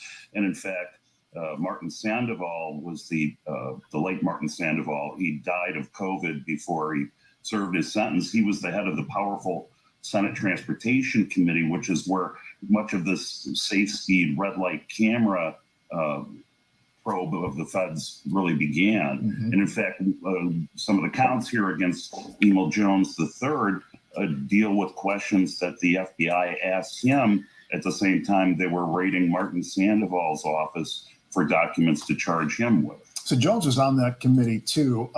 Do we know here, and I might be getting in the weeds, was this a one-time payment? What is the accusation, that it was a system of payments that went on for a while? Well, according to the charges, Jones had sponsored legislation for a statewide study of the effectiveness of these red light cameras. And the Safe Speed allegedly wanted that legislation changed so it only affected the city of Chicago, not the city. That's a lot of money. Making them millions of dollars off those fines. It was supposed to be a $5,000 payment that Jones said they could sponsor an event, as well as he wanted a unnamed individual hired on the side, and that if they sponsored an event, they wouldn't have to report it for campaign finance laws. Well, that's also one of the charges here, is that, that would have to be reported. The company says this was a rogue employee, a high-up leader at the beginning of the foundation of this company. What else do you think will be the fallout for Safe Speed going forward? Well, I mean, the employee, the founder, he has been cooperating with the federal government, and that's where we've seen these. Anyway, all right, you get the point. So where does this take us all to? Let me close this screen and bring up the other part of the story. Ed, you had to take a break there. Potty break? I needed a refill on my beverage, Jerry. What delicious beverage are you imbibing in tonight? Oh, this is a cherry cola. My favorite. Which is quite delightful and delicious. There's no alcohol in it this evening, but I may throw some rum in it next weekend. I love cherry. I actually do prefer cherry Cokes over regular flavor. All right, so where am I going with that story? Boom. Quitting time. Another example of our governor, at least, being on the right side of the story. This came from the vultures swarm when they see blood in the water, or whatever the phrases that I'm mangling. The sharks. Yes, the sharks. When they see chum in the water. All right. Pritzker says embattled state senators. Now there were two scandals this week. One with Jones, and also with Michael Hastings, in regards to, I believe, domestic battery abuse. Let's getting into the story. Pritzker says embattled state senators Emil Jones III, Michael Hastings must resign from their offices. Jones, who is facing federal bribery charges, and Hastings, accused of abuse by his estranged wife, have stepped down from Senate leadership posts, but Pritzker says that's not enough. Resigning only their leadership roles falls short of what the public should expect. And you know what? Pritzker's right. This, we look at Burke, who's under federal investigation. Clearly, Burger King of Chicago City Council is one of the biggest fucking crooks in city council history, allegedly.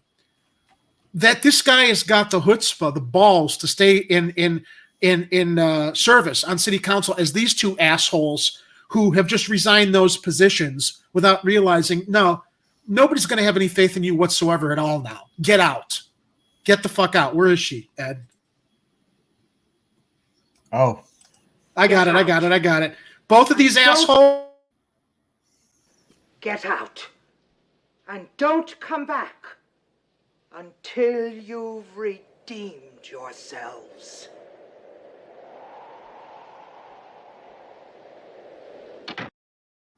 Yeah, they won't come back. And resigning their leadership roles falls short of what the public should expect. All right, so this comes to us from Tina Sfondelis of the Chicago Sun-Times. Governor J.B. Pritzker demanded the resignations of two state senators. We know what they're facing. Quote, integrity is essential to public service, and corruption for personal gain and abuse in private or public is unacceptable, the governor said in a statement. State Senator Emil Jones III was hit with federal bribery charges Tuesday after the Southside Democrat allegedly agreed to protect the politically connected red light camera company Safe Speed LLC from legislation in exchange for $5,000. What a fucking $5,000. That's all. I mean, talk about a stupid asshole. He could have gotten a lot more given what he's going to face now, right? He didn't even make it worthwhile for himself. And a job for an unnamed associate. Safe Speed has not been charged with wrongdoing and has portrayed the partner who allegedly agreed to provide the benefits as a rogue actor, as we heard in the other report. Jones is also charged with lying to the FBI. Now, WBEZ has reported that State Senator Michael Hastings, Democrat of Frankfurt, faces serious personal accusations from his estranged wife, including police records that state he put her in a headlock and repeatedly slammed her into a door. Hastings has denied the accusations. As for calls for their resignations, Jones has given no indication he's going anywhere. Of course not, because he's special. He's a senator. He's untouchable. This is going to go away because our elected representatives don't have to be held accountable. And Hastings on Thursday denied wrongdoing and said he plans to fight for his Senate seat. Now, in the case of Hastings, I'm going to believe his wife. Okay, because these are serious allegations. However, if it's proven that his wife was lying, then there has to be an apology and he's got to be allowed to do whatever he's going to do to run again. Unfortunately, I think that the fact that this has gone public, you know what an honorable person would do, Ed? They'd say, you know what? My wife made these allegations. I understand it's not going to do me any good serving my constituents' interests while these allegations hang over my head. I want to prove my innocence. I want to let things play out. I'm going to step aside for a while.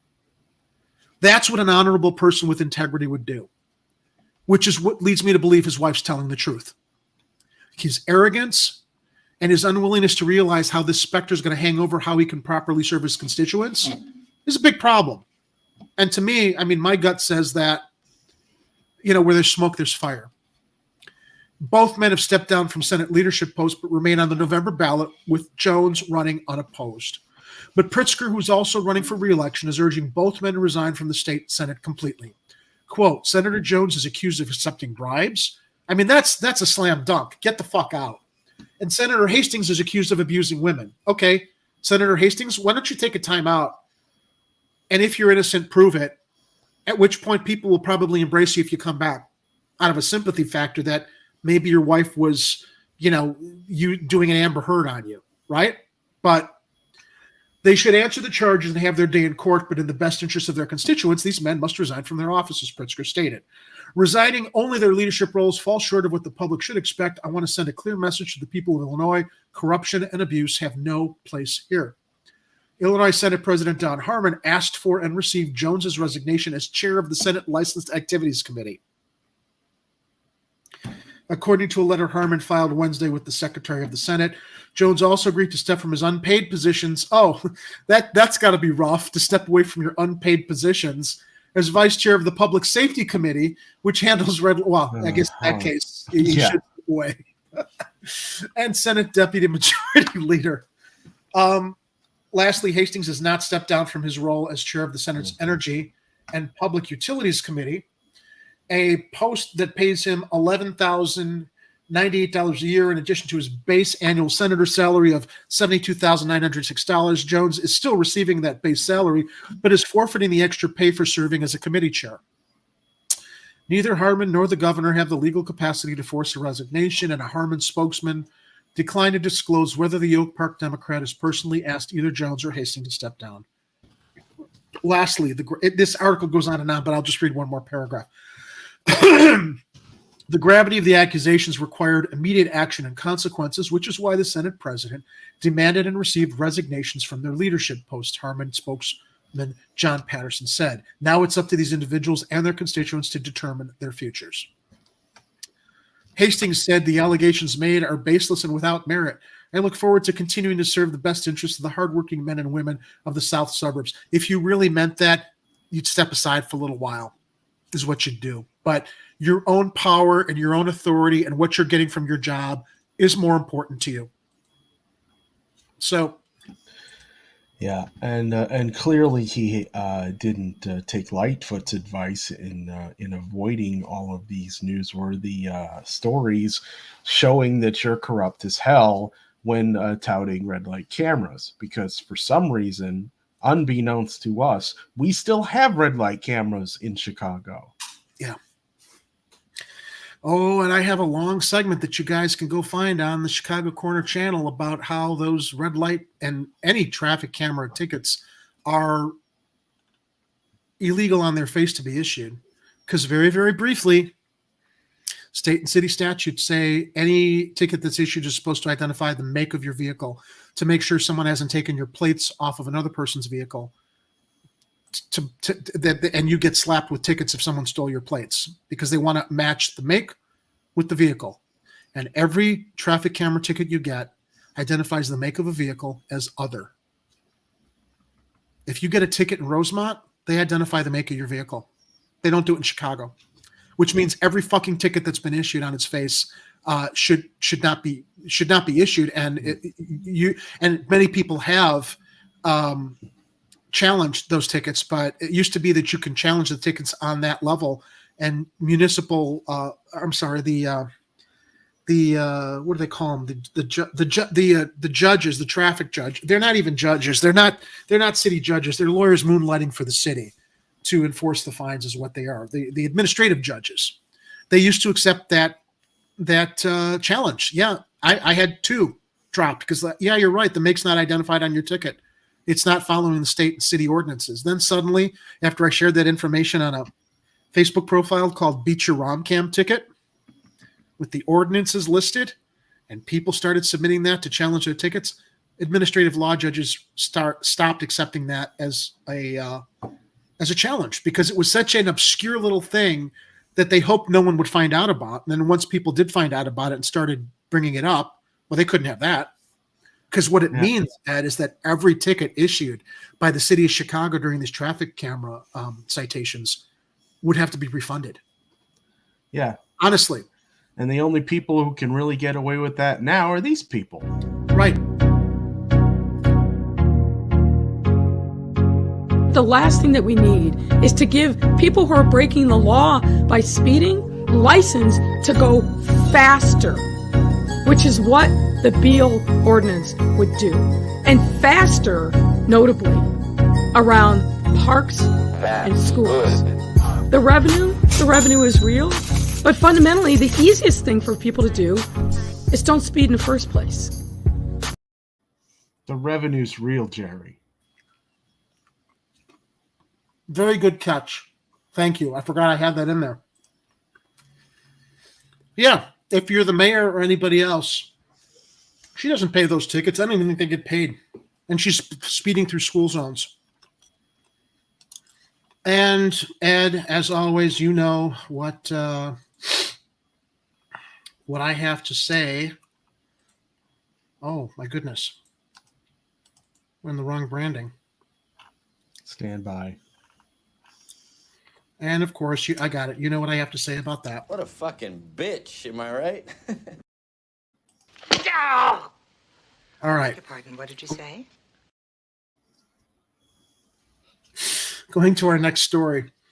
Former Governor Pat Quinn is in the news.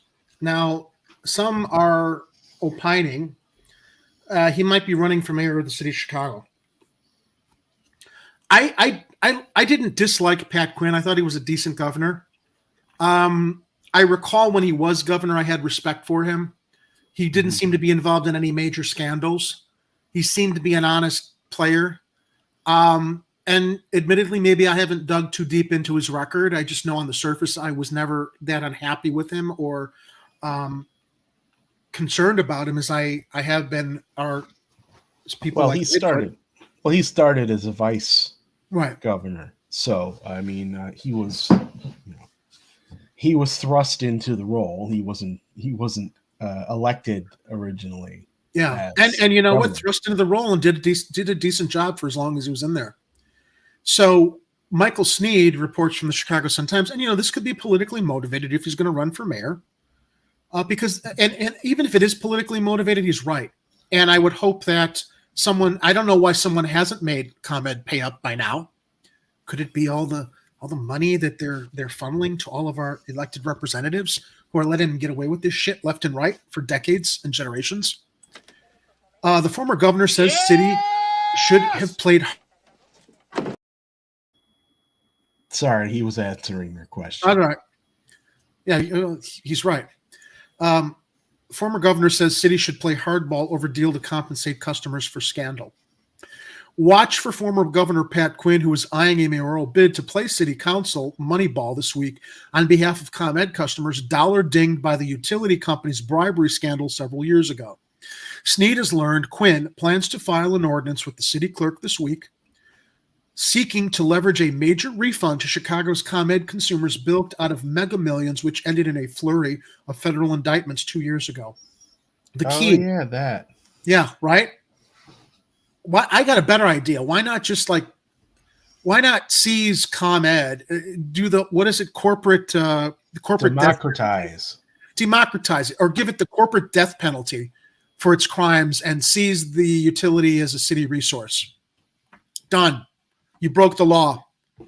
Done. We're taking what you have and we're going to, make it a public utility and manage the rates. Quinn's ordinance calls for the city and the mayor not to renew the ComEd franchise agreement to do business in the city until the giant utility company agrees to deliver substantial refunds to Chicago customers. Translation: the agreement could include specific funds earmarked for the penalized by the bribery scheme.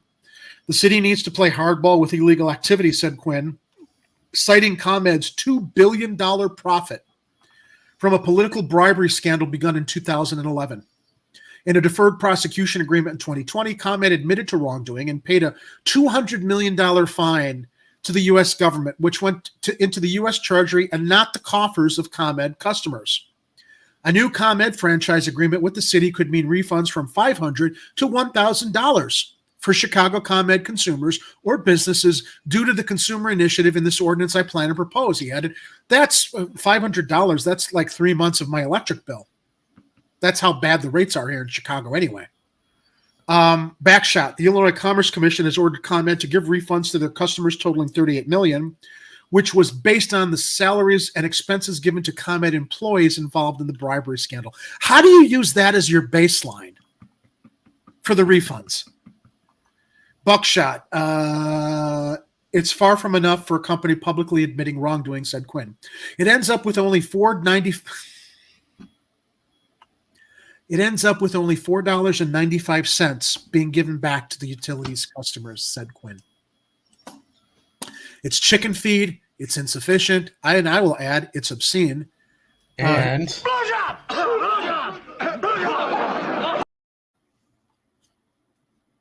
yes. added Quinn, who commissioned a blueprint polling study in late May showing 92% of 614 Chicago taxpayers breaking evenly among men and women, supporting the city use of its franchise power to force comment to refund to Chicago taxpayers the millions of dollars it collected during its publicly admitted bribery scheme. The phone and internet poll had a 4% margin of error. Quinn's proposed ordinance follows in the wake of ICC rehearing request by Illinois Attorney General Kwame Raoul, the City of Chicago, and the Citizens Utility Board, which Quinn helped create to protect customers from wrongful actions from big utilities. The group wants the ICC to revisit their decision to only refund $39 million to ComEd customers. This is personal for Quinn. Back in 2011, when I was governor, I vetoed a ComEd bill pitching a formula rate to guarantee their profits, he told Snead. I was against what I saw as a way to pickpocket consumers and businesses, he added, noting Illinois Attorney General Lisa Madigan backed him up. But my veto got overridden by legislation supported by House Speaker Michael Madigan, her father. I guess she made a good showing because she knew her father would make sure to veto it. Now we've got to get money back into the right pockets, he added, and away we go. Now, please note, Pat Quinn was not passing out mayoral nominating petitions while pushing a stroller staring at his new baby granddaughter Priya last week. But yes, they were spotted stuffed in one of his pockets. All right. So everybody should know that. Be interesting if he steps forward. Yeah, that ComEd, also known as Exelon, makes about $196 million in profits every quarter. That multiply that by 4, so like $800 million in profits every year. I think least we invested in the wrong stocks, Ed. Yeah, that's not going to us though.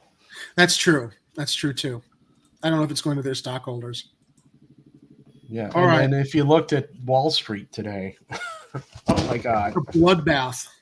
That's where those charts came from. All right. My hat's off for the rest of the show. All right. That's cool. I'm keeping mine on. Okay. Oh, it's much cooler in here now. All right. So these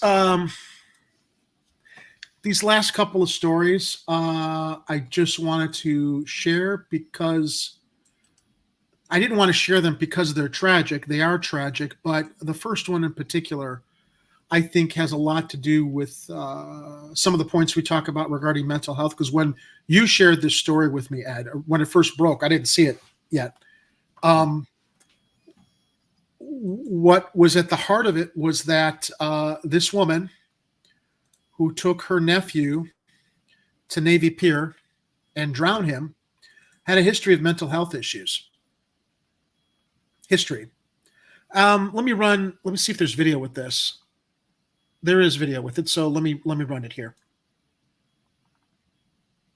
Details in the case of Josiah Brown, the 3-year-old who was allegedly pushed into Lake Michigan by his aunt. Prosecutors are giving a disturbing account of what they say happened in the moments leading up to that. CBS News' Maribel Gonzalez is live from Lurie Children's Hospital, where the little boy is fighting for his life. Maribel. Oh, but That's right, Jordan. Erica, he's in very critical condition tonight after being submerged in that water for nearly 20 minutes before being rescued. Tonight, we're also learning that his family was already dealing with other battles prior to this tragedy.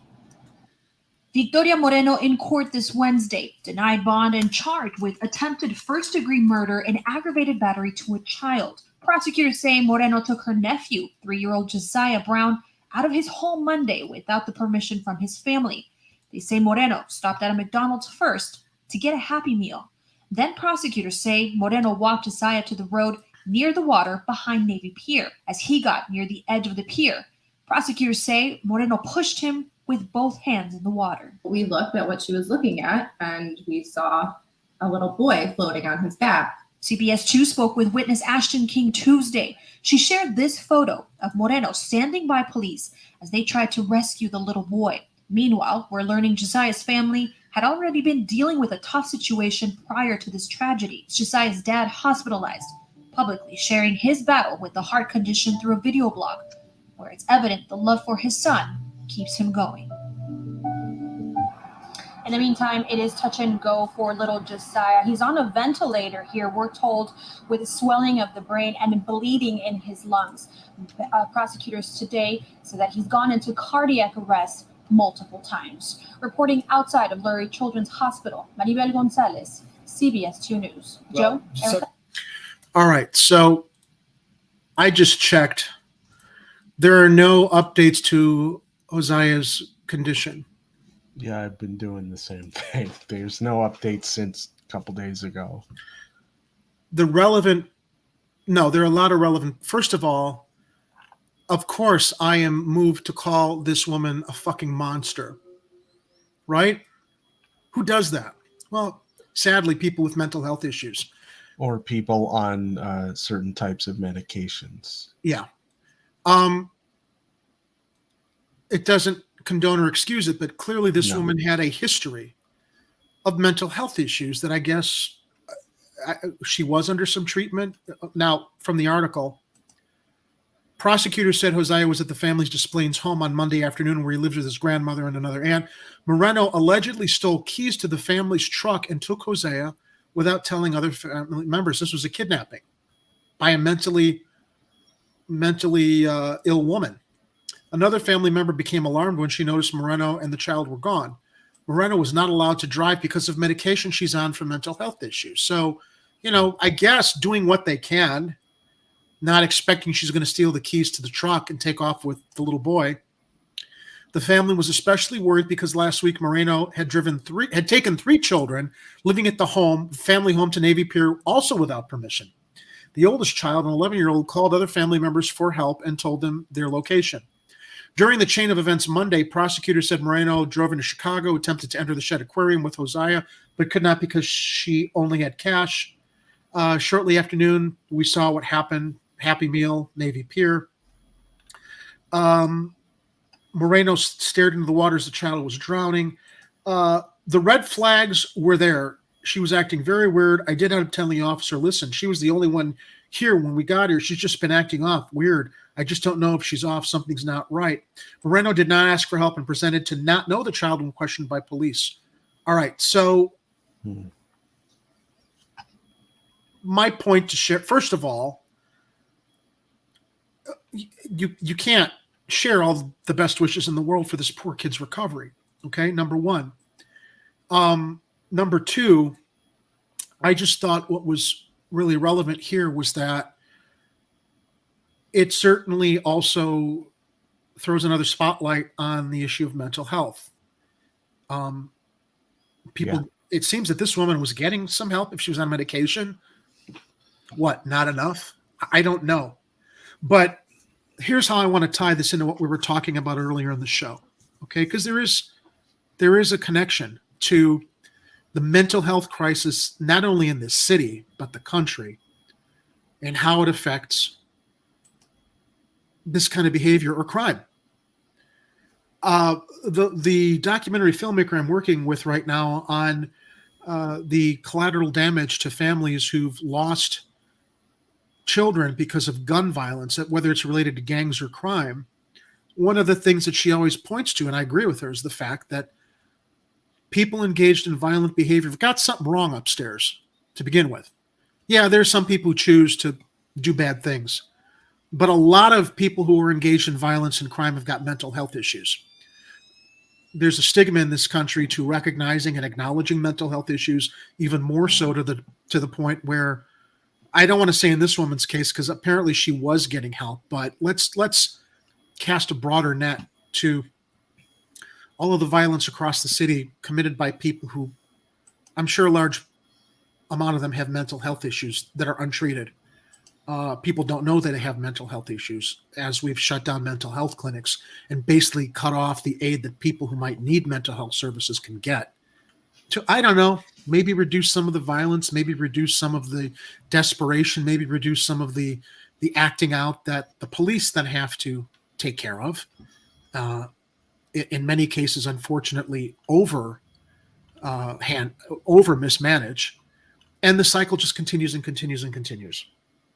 The mental health component of this story is what struck me as, I think, mental health issues are an undercurrent to so much of what we're talking about. That is the crisis at the heart of a lot of the problems we're seeing everywhere when it relates to violence and crime.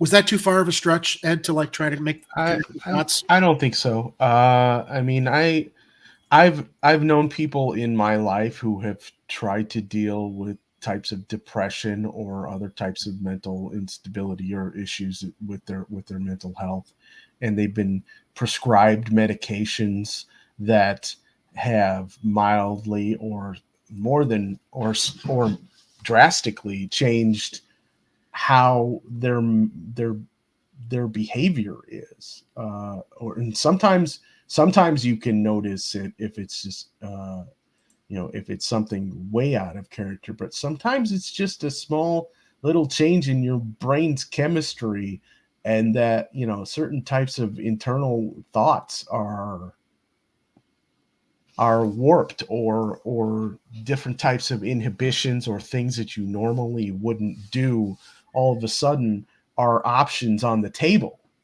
So, I mean, yeah, it's good. It's a good thing she was trying to get help, and she was on some kind of medication, but clearly that was not the only type of help she needed. So, we need to find ways to get our mental health facilities back up.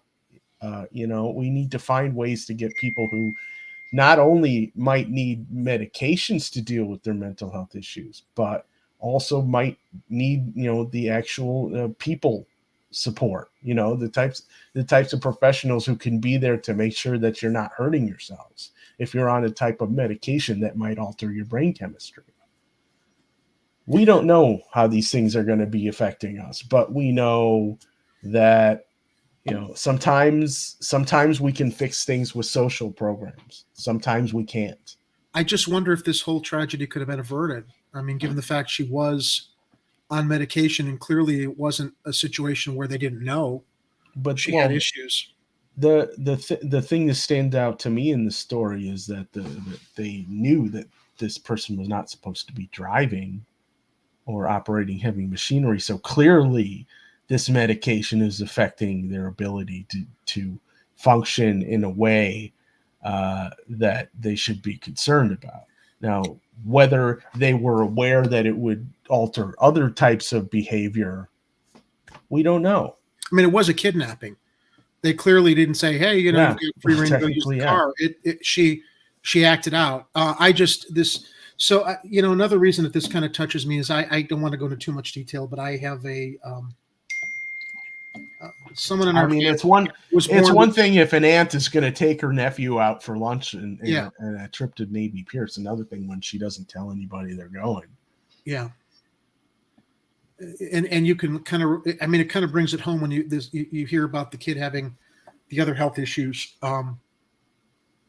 with his heart. I don't know. I'm speechless. I don't have more to add. I feel bad for anybody dealing with any kind of trauma right now. I mean, the world's crazy, and there's so many crazy things going on in the city and in the world. And if you're not, mildly depressed or slightly infuriated, or in some other ways trying to make sure that you maintain sanity, understand you're not alone. A lot of us are in this together. We're trying to get through all of this craziness the best we can. So hang in there. Try to keep your wits about you the best you can. If you're having trouble, ask for help, please. Kathy has shared mental health links in the chat. Look, you can find them. Just Google them here in Chicago. Everybody needs a helping hand, and that was really well said, Ed. All right, so our last story is really just kind of update to what you and Kira reported on earlier this week with that blast. I admittedly have not followed if they've gotten to the heart of why this happened. And have you heard anything? Yeah, there were a few follow-ups. I don't know if I got the story here. And I know the point of this story is that unfortunately one of the victims did not survive. One of the victims passed. And I think it was a victim who lived on that top floor that blew up. And somebody reported that there were open gas burners, and so that it was gas related, even after our original story reported that the gas company said it wasn't. No, the gas company may have lied. Now here it is. Okay, I've got it. It's on the ABC News story. Let me run the video and then we can. Okay. Because I did want to at least it gives some. Now the video's not going to give you the updated information. No, I know that, but it was going to give us the update on the victim. That's what I want. That's what I do want to go into developments, but I did want to at least update people to the fact that sadly one of the victims died. And here we go. Chicago and the devastating explosion at an apartment building there. The top floor virtually gone, windows shattered, 8 people hospitalized, some in serious and critical condition. Police and ATF agents are on the scene, and tonight what the utility company is now saying about the gas. ABC's Alex Perez on the scene for us. Piles of rubble and blown-out windows. Investigators in Chicago tonight sifting through the aftermath, trying to determine what caused a massive explosion at this residential apartment building. On West End and Central, looks like I have a building that the top floor has exploded. The first emergency calls for help coming in about 9 a.m. Residents terrified. The building was shaking, and when I opened the door, everybody was running. And I started running too. Bricks scattered everywhere, the blast frightening those who live nearby. It was the sound, boom. Then it was the shake. I ran out the house, got to the corner, everybody was rushing. Emergency teams, including ATF and bomb squad, all on scene.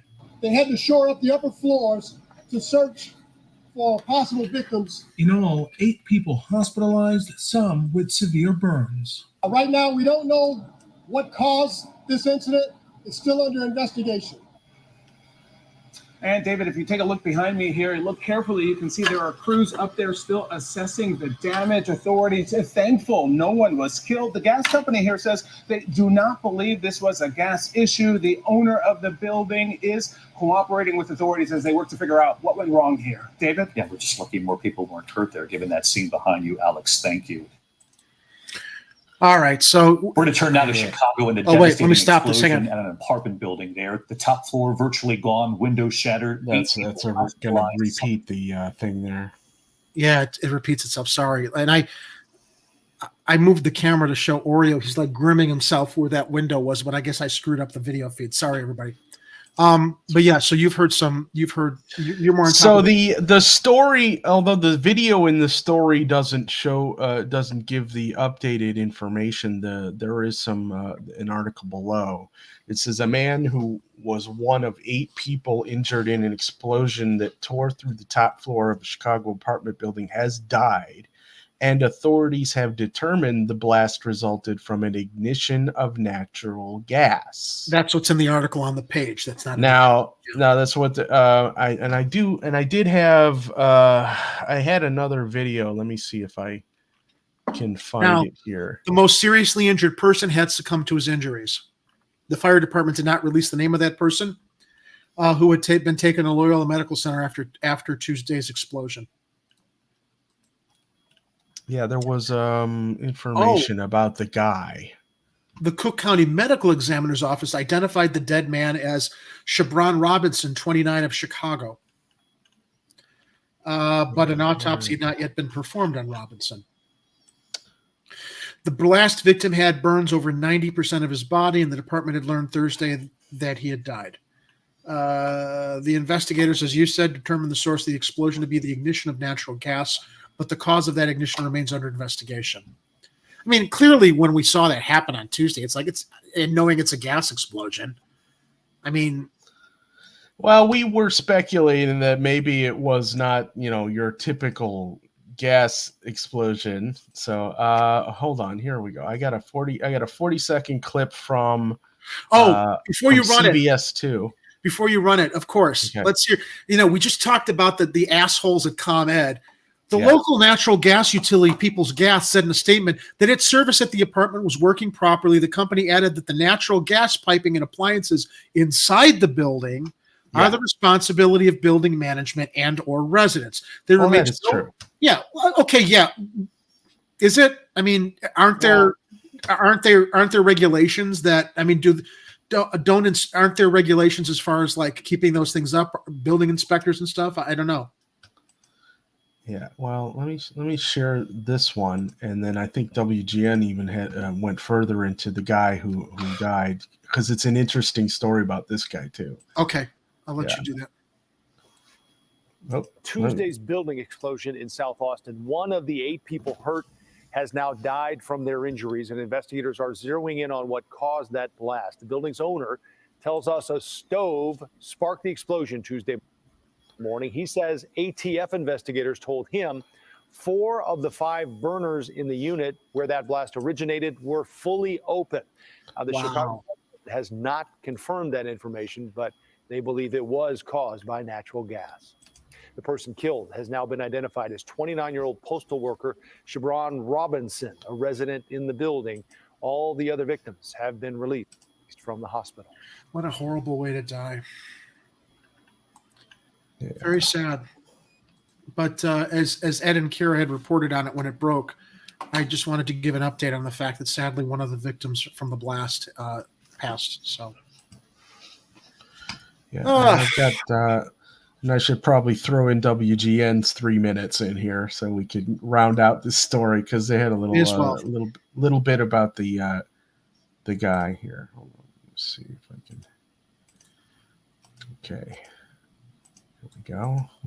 Hearing from the company that manages the apartment complex, and they put out a statement saying that improper use of an appliance may be the cause of the explosion that sadly killed 29-year-old Shabron Robinson, a mail carrier who lived on the top floor of the apartment building. We talked to one of Shabron's relatives who says he was one of the sweetest people you could ever meet.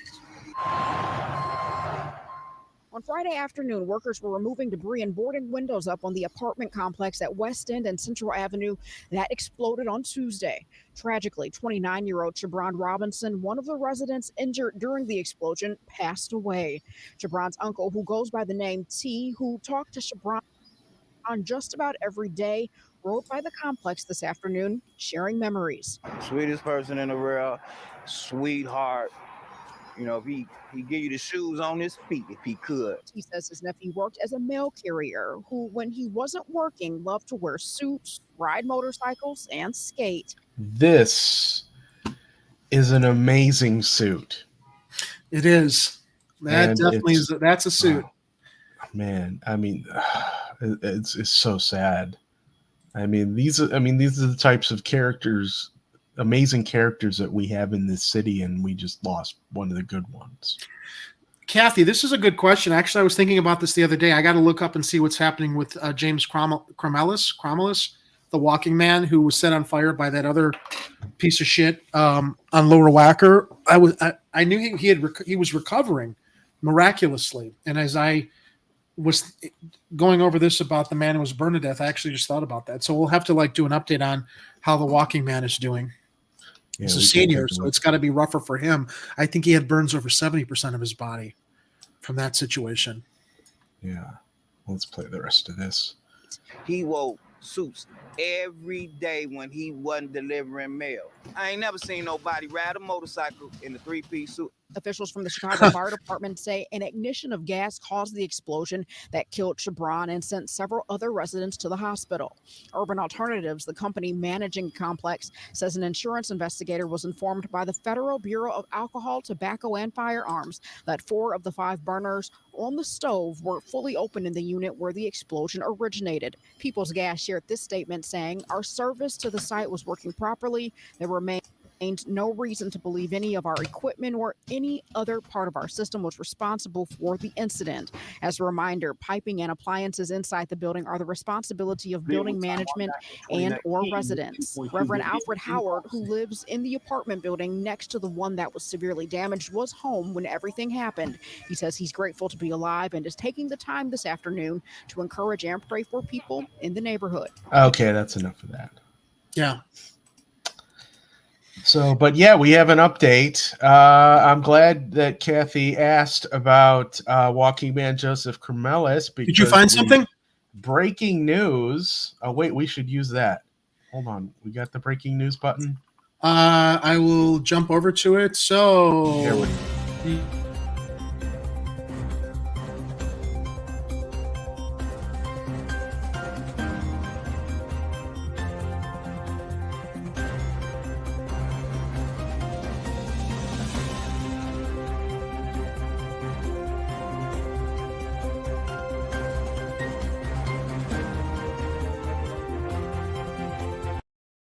Okay. Walking man Joseph Kromelis released from Stroger Hospital to rehab facility nearly 4 months after he was set on fire. CBS 2 did this story 8 hours ago.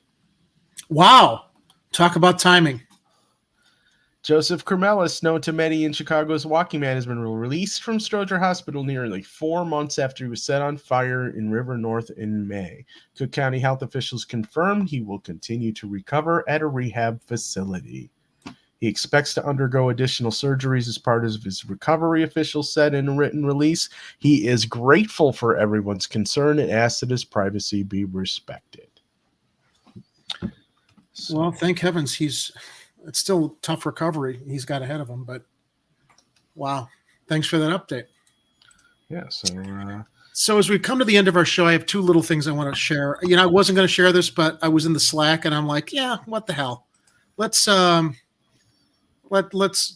this to it's a good what do you call it?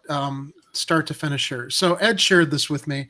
I don't give a shit what Chicago Mayor Lori Lightfoot listens to in the hip hop awards, but apparently this is like a big news thing. And I bring it up because it's just so demonstrative of the disconnect that this is the optics that she's focusing on that are important. Question. We're getting ready to celebrate the 50th anniversary of hip hop next year, and BET is gearing up for the hip hop awards later this month.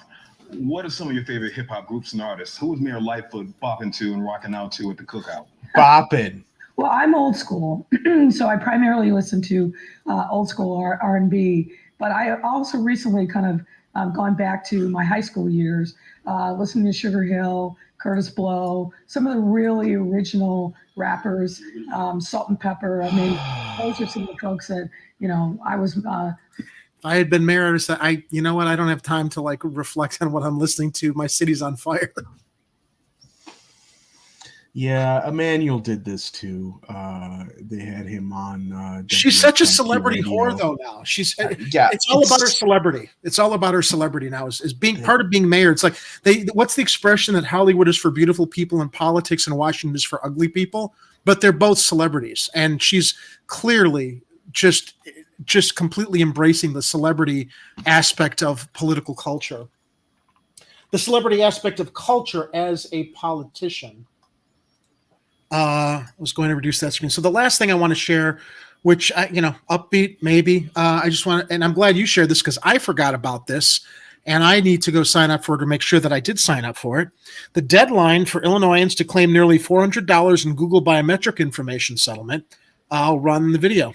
With Taiwan back in 2019, worth $2.2 billion in crop sales. You have until tomorrow to claim nearly $400 as part of a multi-million-dollar settlement involving Google. The class action lawsuit is similar to the one settled with Facebook, claiming Google violated an Illinois Data Privacy Act.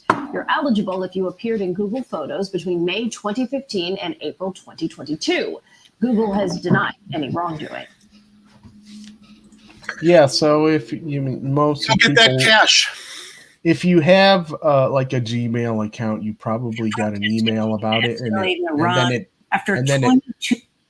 then it likely ended up in your spam folder. So you might need to figure out, search for the news story and find what the link is to make sure you make a claim for that. So don't leave $400 on the table, even though it could be a couple months until you see it. Extra bullet. Yeah. Thank you. Ed, I agreed. I didn't know about this until I stumbled across it and that you shared it, which reminded me, I got to go double check. Extra bullet on our last story. If someone is a celebrity, does not mean they would be celebrated. I don't think she is. She thinks she is though, Warren. Kathy, I noticed the Google Slim Wallet ad that keeps popping up. Yeah. Oh, we have another $1 super chat from Queen Kathy. I'll run another one for you, Kat. Well, do you want the leprechaun, or I'll give you a twofer, Kathy. Let's start with Lori Leprechaun. Is that me gold? What the hell are you? I'm a leprechaun, me dear. Here, this is what you're looking for, right? Off my eyes, startling, help! I'm the leprechaun. Garth, I'm the leprechaun. Cool it, okay? I'm the leprechaun. Stop it, all right? Don't try and steal me pot of gold.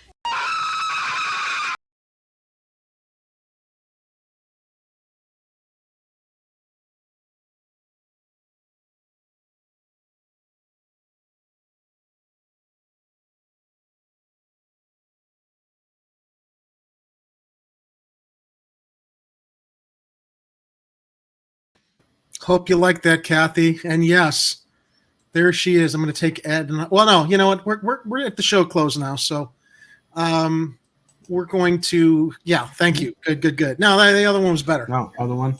Yeah, there we go. All right, yeah. To have a more seamless show ending. So, Ed, anything you want to talk about before we leave for the evening? No. We covered it all. I just came across a very, very funny image on Facebook that just popped up. I'll share it here real quickly. Speaking of all these social media creatures that have influence over our lives. Now, why can't I move this over? Stand by, everybody. It's worth it. There you go. Here we go, everybody. Welcome, Mark Zuckerberg. Oh my God, that's terrifying. Zuckerberg is watching. All right. Is he watching? He is watching. He's always watching. He's controlling what we can say and share on Facebook. Apparently. No, he can't control what we...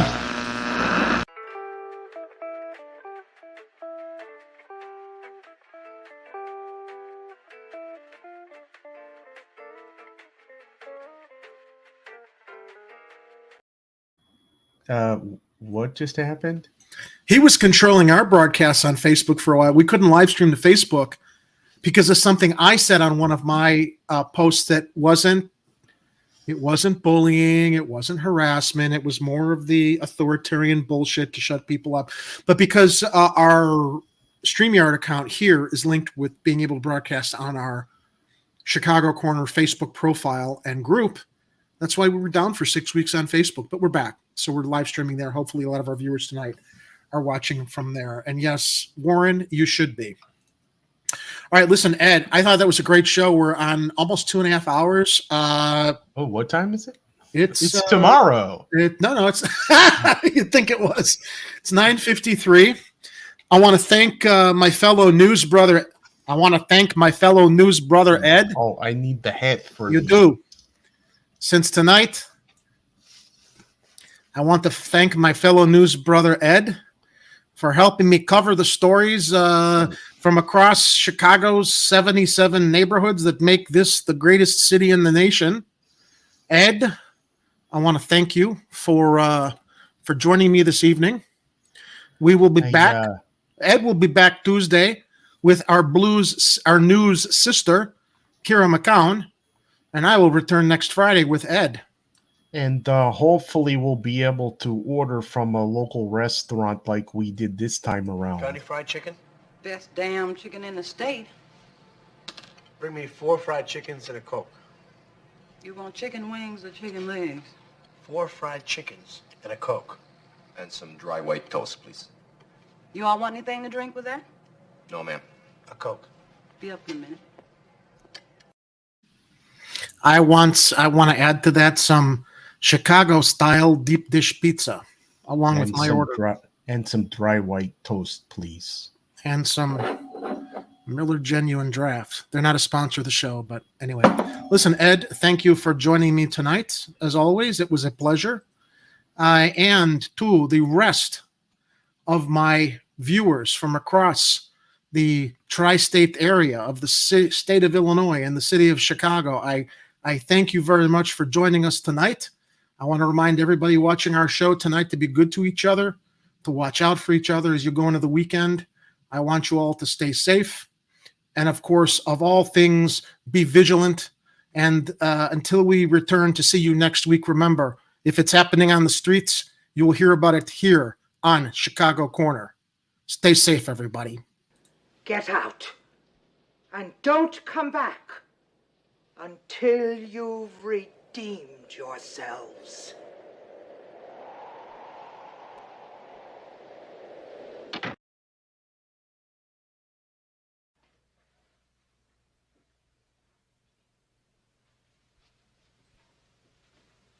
You're still here?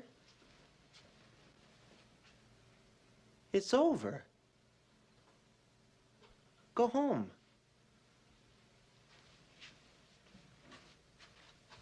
Go.